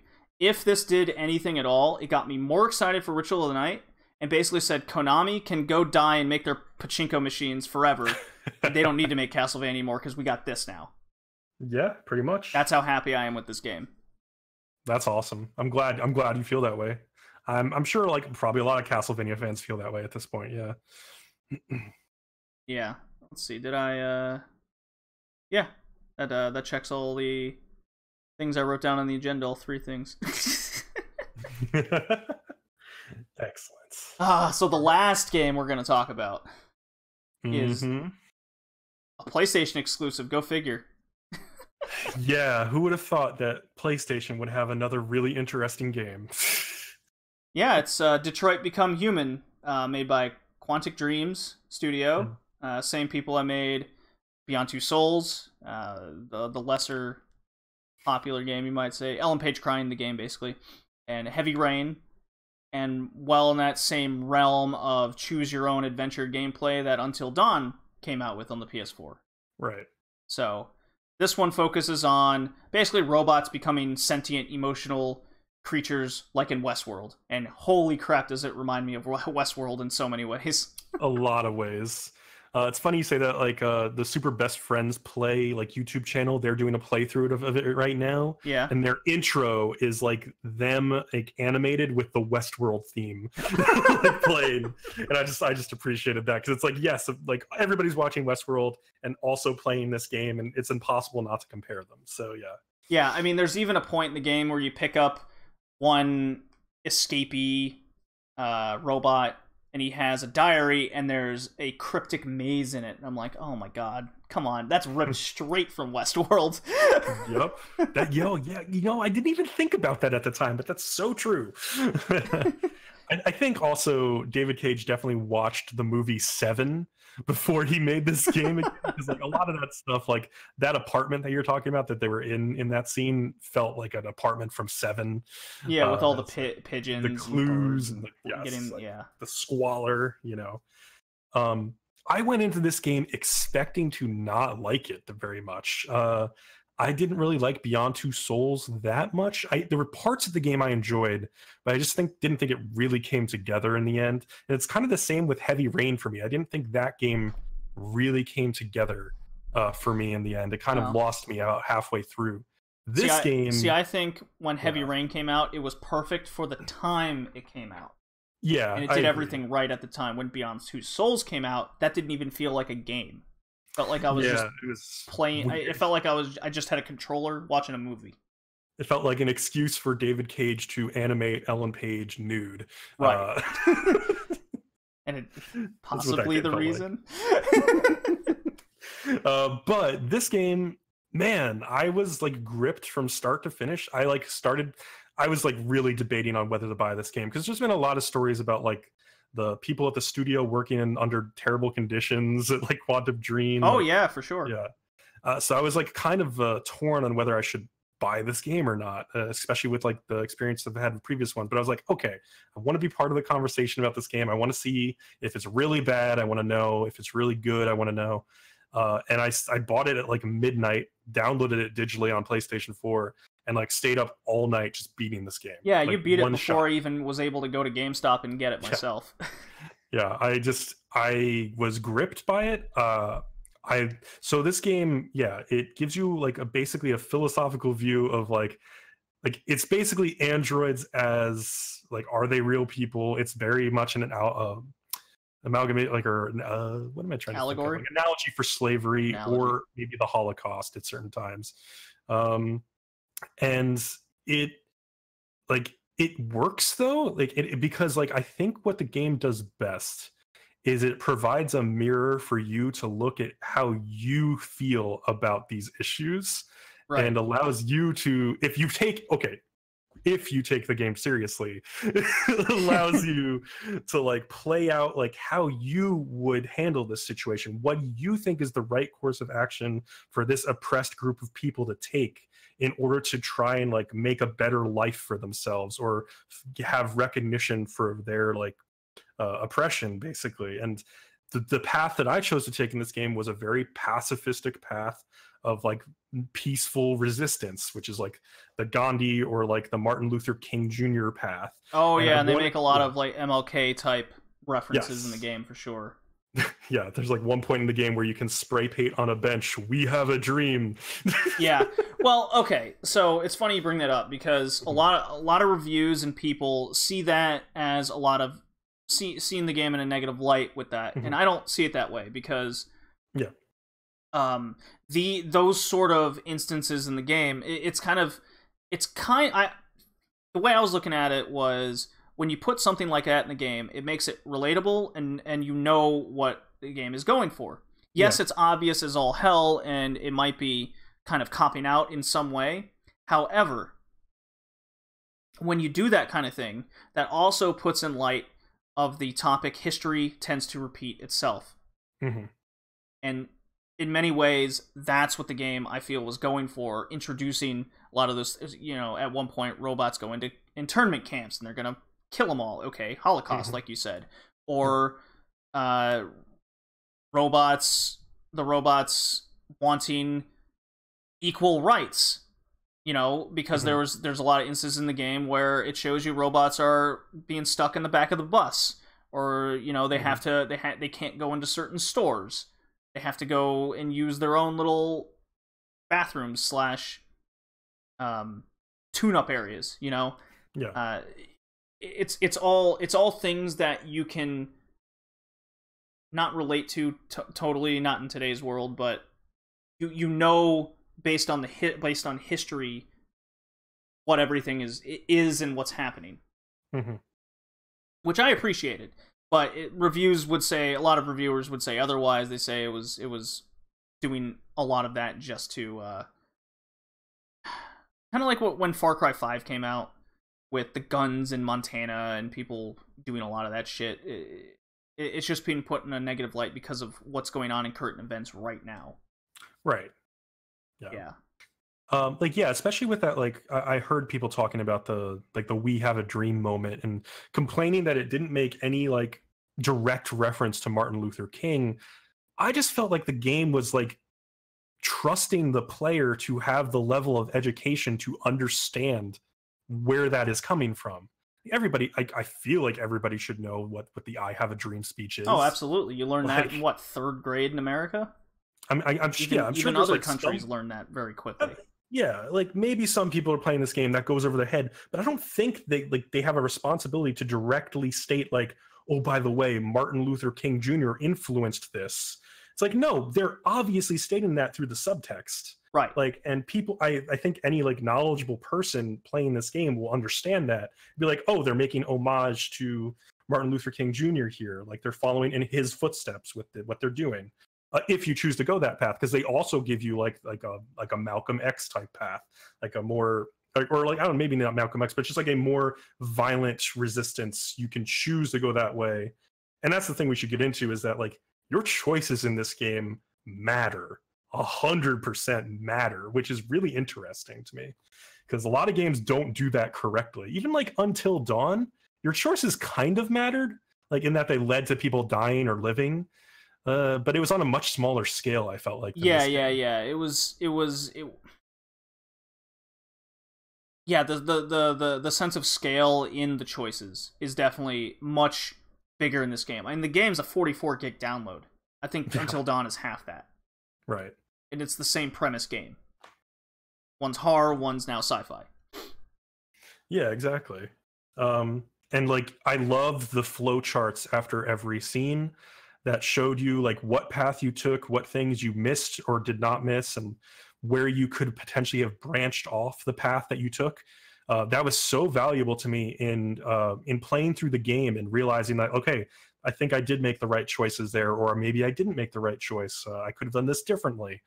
Yeah, and it lets you know when or if you replay the game. It lets. I think the objective here was to get you to show you the path you took, but I think it's also enabling you to realize what you need to do to take a different path, so you don't so you don't seemingly waste your time by doing the same thing again. Exactly. Because there's a ton of replay value in this game, for sure. Yeah, for sure. I haven't gone back much and replayed, but I'm going to. One of the things that's been super fun for me, though, is because like the way I played this game is I brought my own personal philosophy to how the characters should act. Whereas I think you read the characters initially like how they were presented to you and then played them in that canon way that you felt that they should be played, meaning that you made like Connor like a robotic robot, like who is like a murder bot. He doesn't give a shit. And I thought it was hilarious.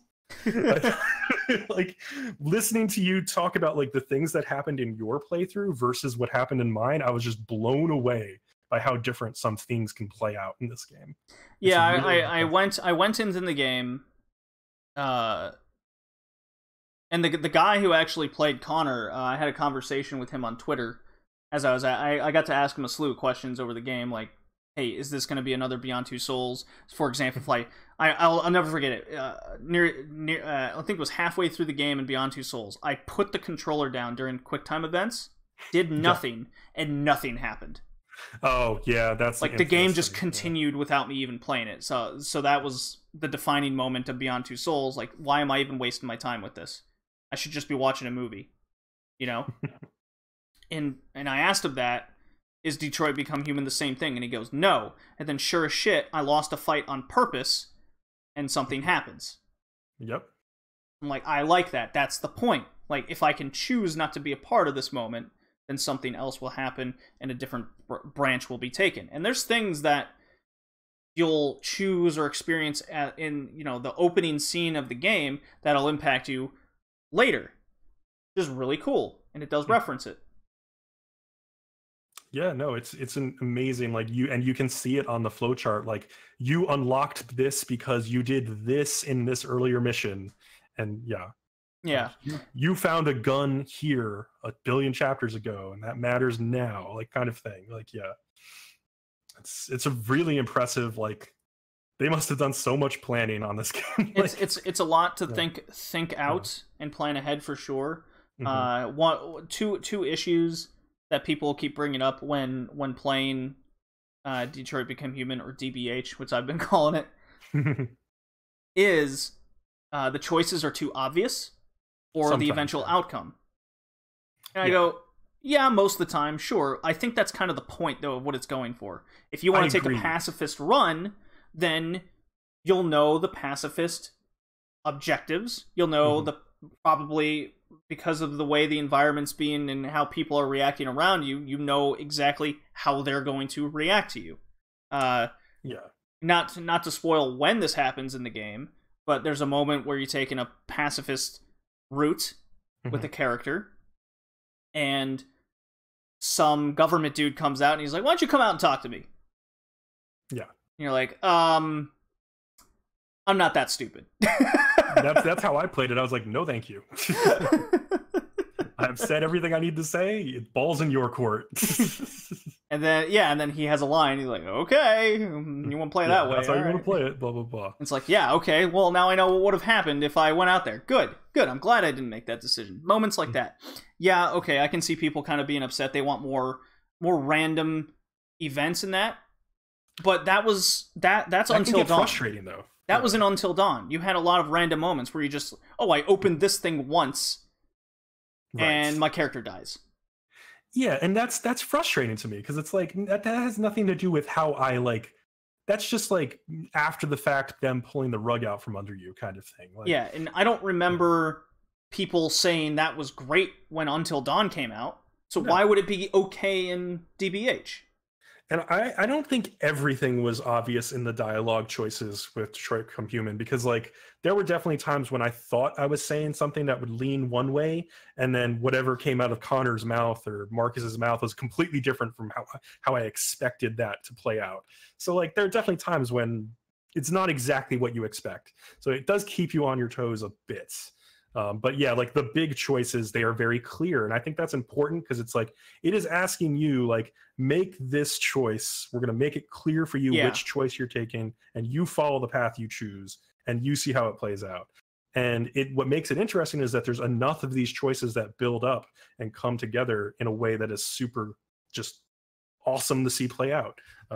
And that's what keeps it interesting, even if the choices themselves are straightforward at times. Yeah. So. I might have glossed over this, but I did, before I got the game and it was confirmed that it wasn't going to be Beyond Two Souls, I went into the game thinking, okay, I have 3 characters to play with. I have Connor, Marcus, and Kara. Okay? Yeah. Connor's a detective. Marcus is the rebel, so to say. Mm-hmm. And then Kara is Maidbot. That's on the run. Mm-hmm. Okay? So how these 3 characters are interconnected to each other, I thought could have been handled better. However, I did go into the game with a mindset of, this is how I'm going to play the characters. Okay. And I was originally going to play Marcus, his character, the rebel rebellion character, as a total badass, get my cause over at any cost, right? Right.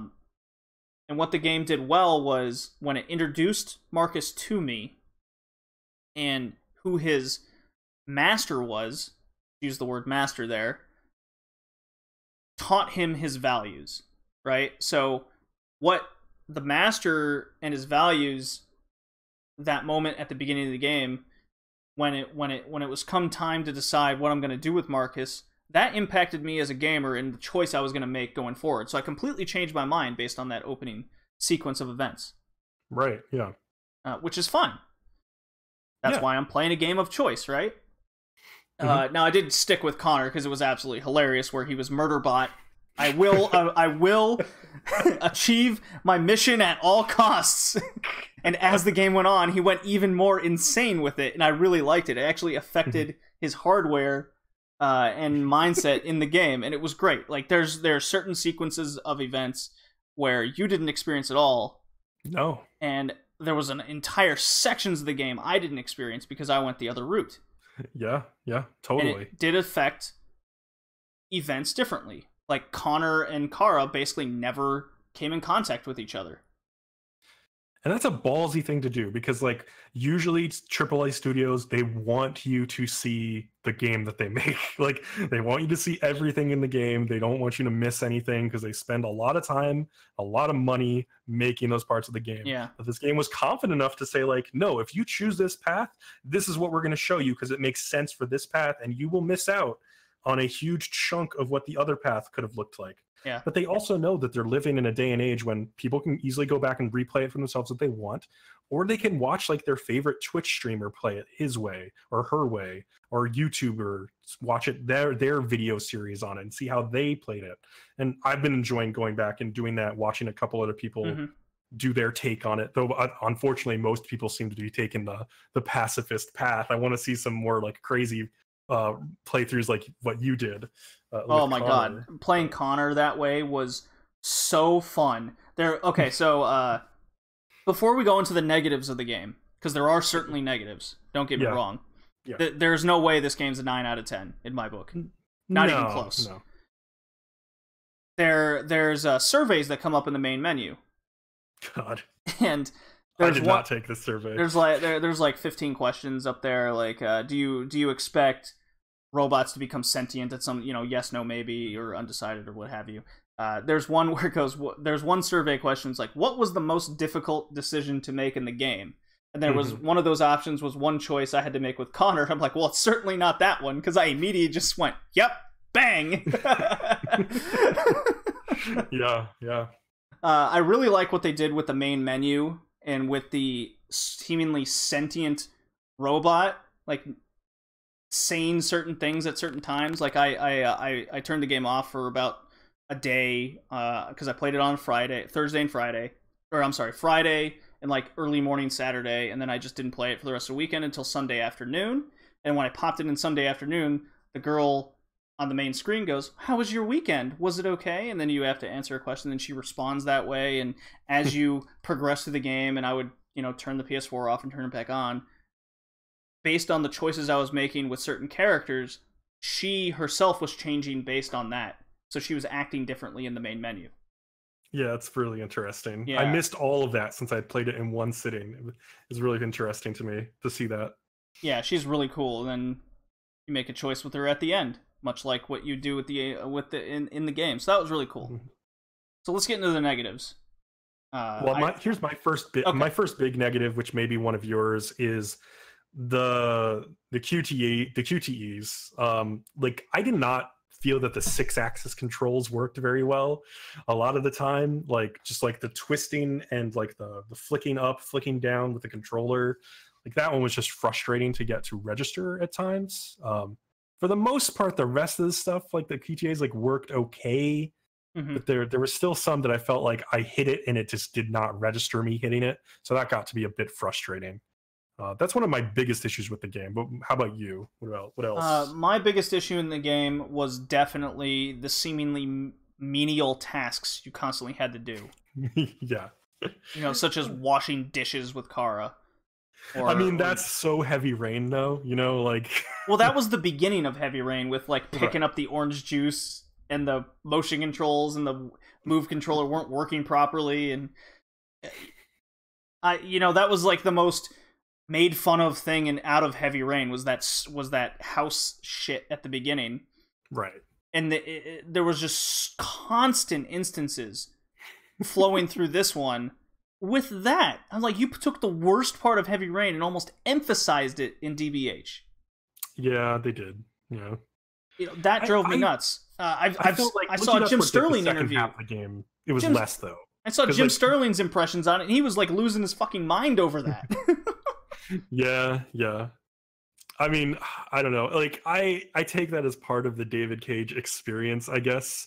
But yeah, if you don't buy into like the mundane, like everyday like things that you have to do sometimes, like, yeah, a lot of that feels like it could just be straight up cut out of this game, and it would not lose much for it. Though, yeah, like Marcus looking for, like, using scanning to look for parts. He was scanning and looking for the symbols on graffiti. Oh god, yeah, that section was really, I mean, took fucking so long to do, and I'm like, why am I here? Yeah. But there was, like, I get it. There was a point to it all. Yeah, there was like a mystery at the end, so you're like, well, where am I going? Huh, this is interesting. But it was okay. That section went on too long. I agree. Yeah. Well, these sections were there and made. I believe that the reason was to emphasize the world building. So you, as you like, okay, let's take Kara in the house when you're first introduced to her. You're introduced as she's the servant to this father and daughter, and the fathers. And as you're cleaning up the place, you notice what you're cleaning up, what you're needing to do. You notice the environment they live in. It gets you to feel for the child, because you go into as you take the clothes off the hanger, you're like, okay, I gotta go wash these. You don't have to do it, but you go wash it, and as she's reaching for the detergent, she pulls out like the red meth that they have in the game. Red ice. Yeah. So you're like, oh shit, okay, so he's a drug addicted piece of shit. And then you pull up pictures of the girls that you look up pictures the girl draw, and she's like getting beaten, and they use the mundane. There's a reason the mundane is there. I just think it could have been handled way better. Yeah, I agree. I do think that early scene with Kara, that is one of the examples of it working really well. I also think the middle scene where they're choosing a place to stay the night, that also works pretty well, because it's like, it's putting you in their shoes of like, I am basically homeless. I have to find a way to survive with no money. and it's freezing cold and it's raining, and I have to make decisions based on that will affect, like, you know, how this girl thinks of me, this little girl, and also whether or not we're going to be caught like the next day by police who are after us. So, like, yeah, those sections worked well for me, but there were definitely sections where it dragged, and it was like, okay, can we just get over and done with this? I don't know. Yeah. Yeah, I think the other thing I think the game did too much of was holding down like 2-3 triggers to do a certain event. Like, I get it kind of gets you more active in the game, make you feel like you're doing something. The issue with that was if you stopped doing that, then the characters would fucking freeze while the world around them would keep going.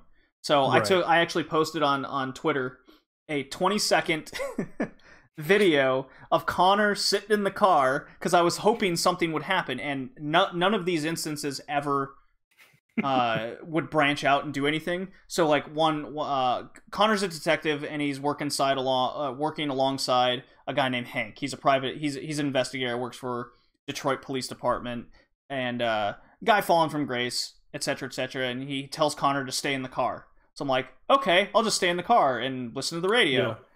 So I took I just like share, okay, save video, and I sat there for like a minute, like so I guess nothing's gonna happen. He's not gonna like tap on the window and come back and be like, what the fuck, come with me. And then you're given a choice to stay in the car or go against the program, and you have no choice but to follow him, otherwise the game won't continue.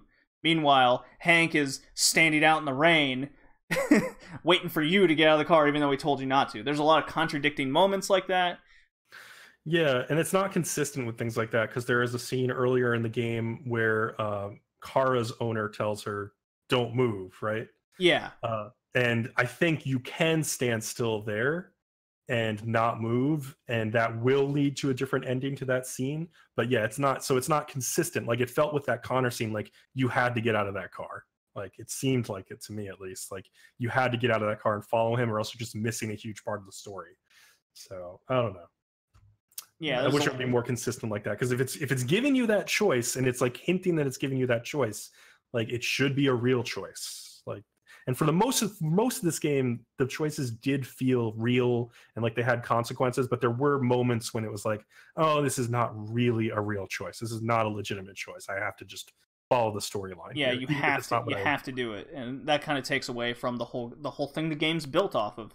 But yeah, that clip of Connor, because I was playing the game where Connor's a robot and just accomplishing the mission. So I'm like, okay, I'm staying in the car, and there's like death metal playing on the radio. And I'm just imagining Connor the robot just sitting there going, that's music I guess these humans listen to.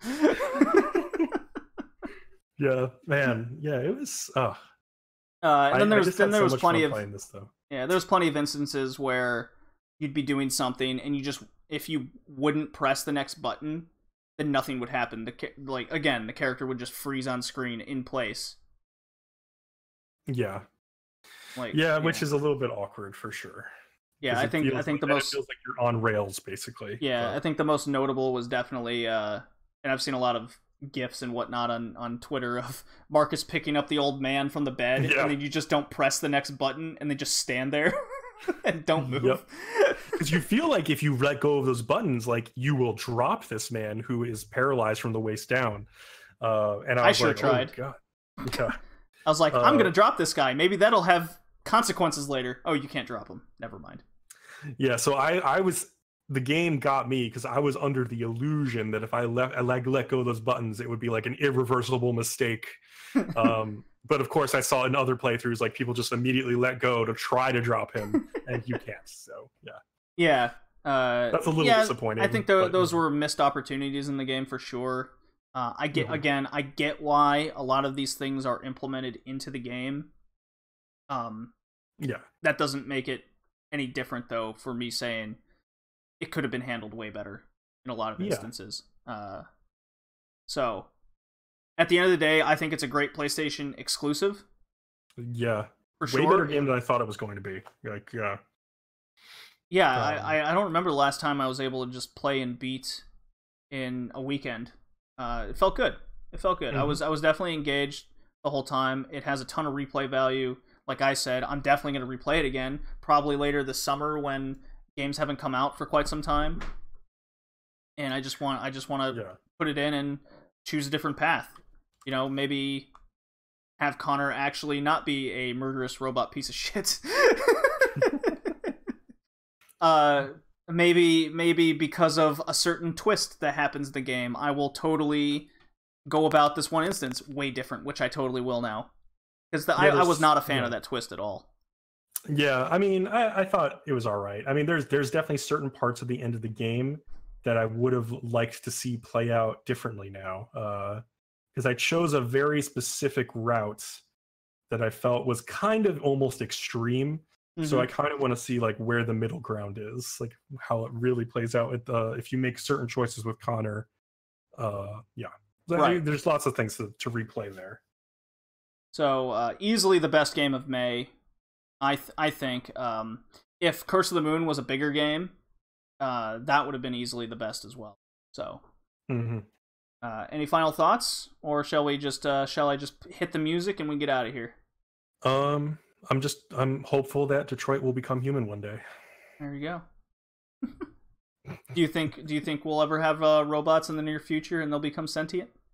I think it's an interesting possibility. I don't know. I mean, I guess I assume at some point the computing power will get to the point where it would be they will pass the Turing test and then it'll just be no difference. How about that magazine that said android sex is better?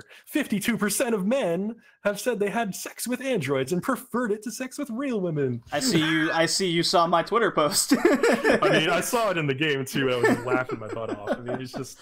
Oh, one more thing I need to say about this game.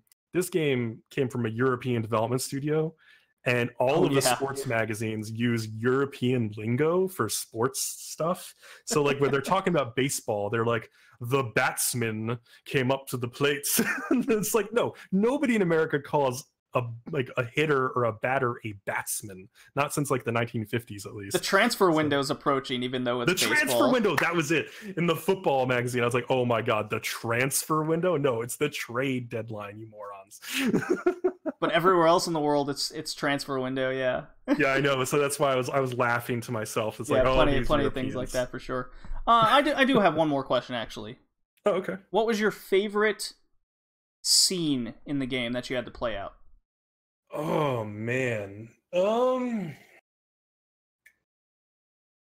Early on, I really did like that scene where you have to choose where to stay the night, because I felt like it presented me with a lot of options.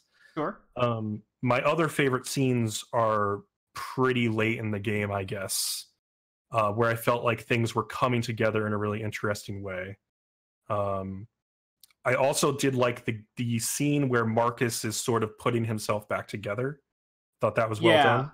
So I thought that was one of the most impactful moments in the game, and it was, you know, where he's crawling through the dump and there's arms coming out, and you know, like hellish and reborn type thing. That was really cool.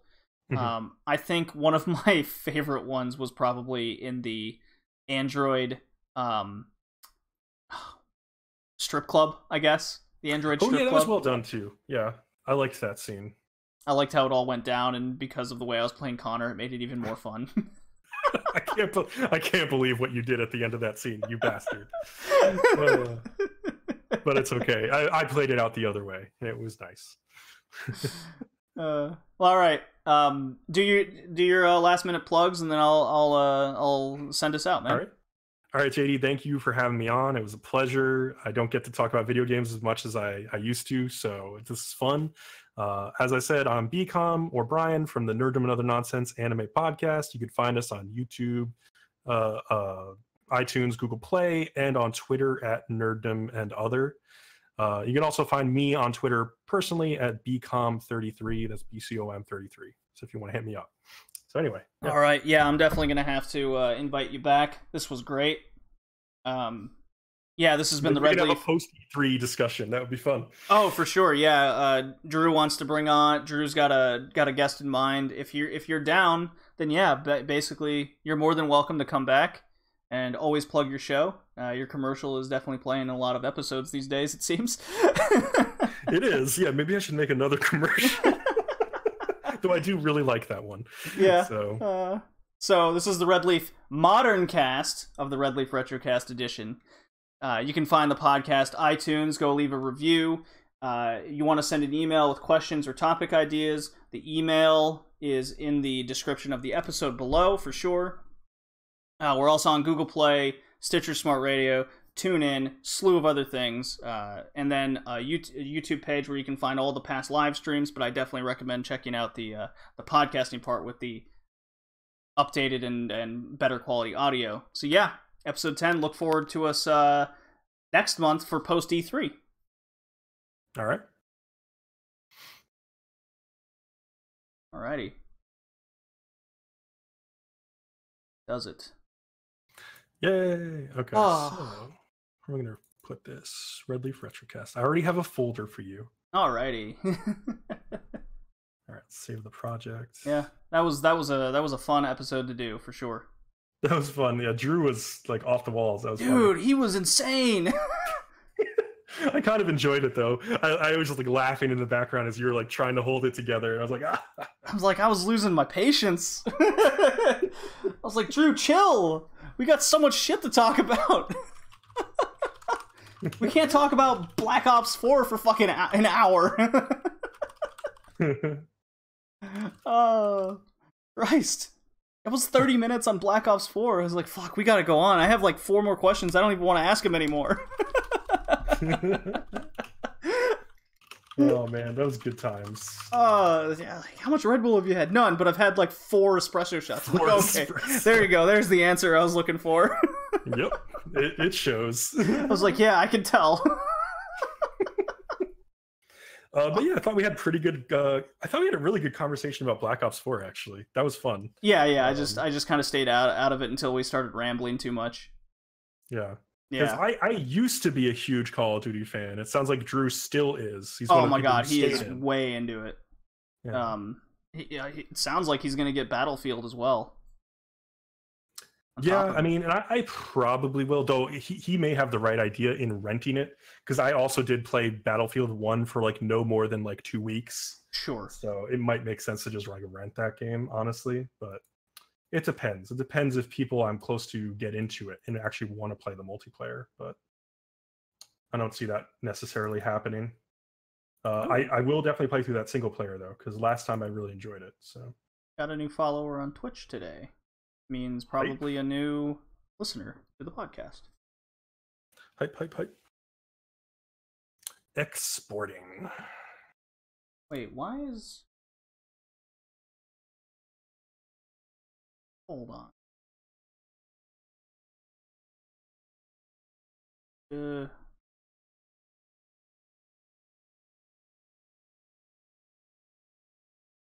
Oh.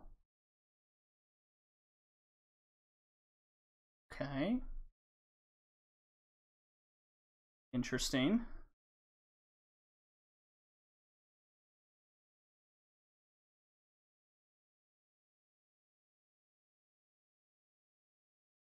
Oh, okay. I just read that wrong. My bad. I'll be right back. Real quick.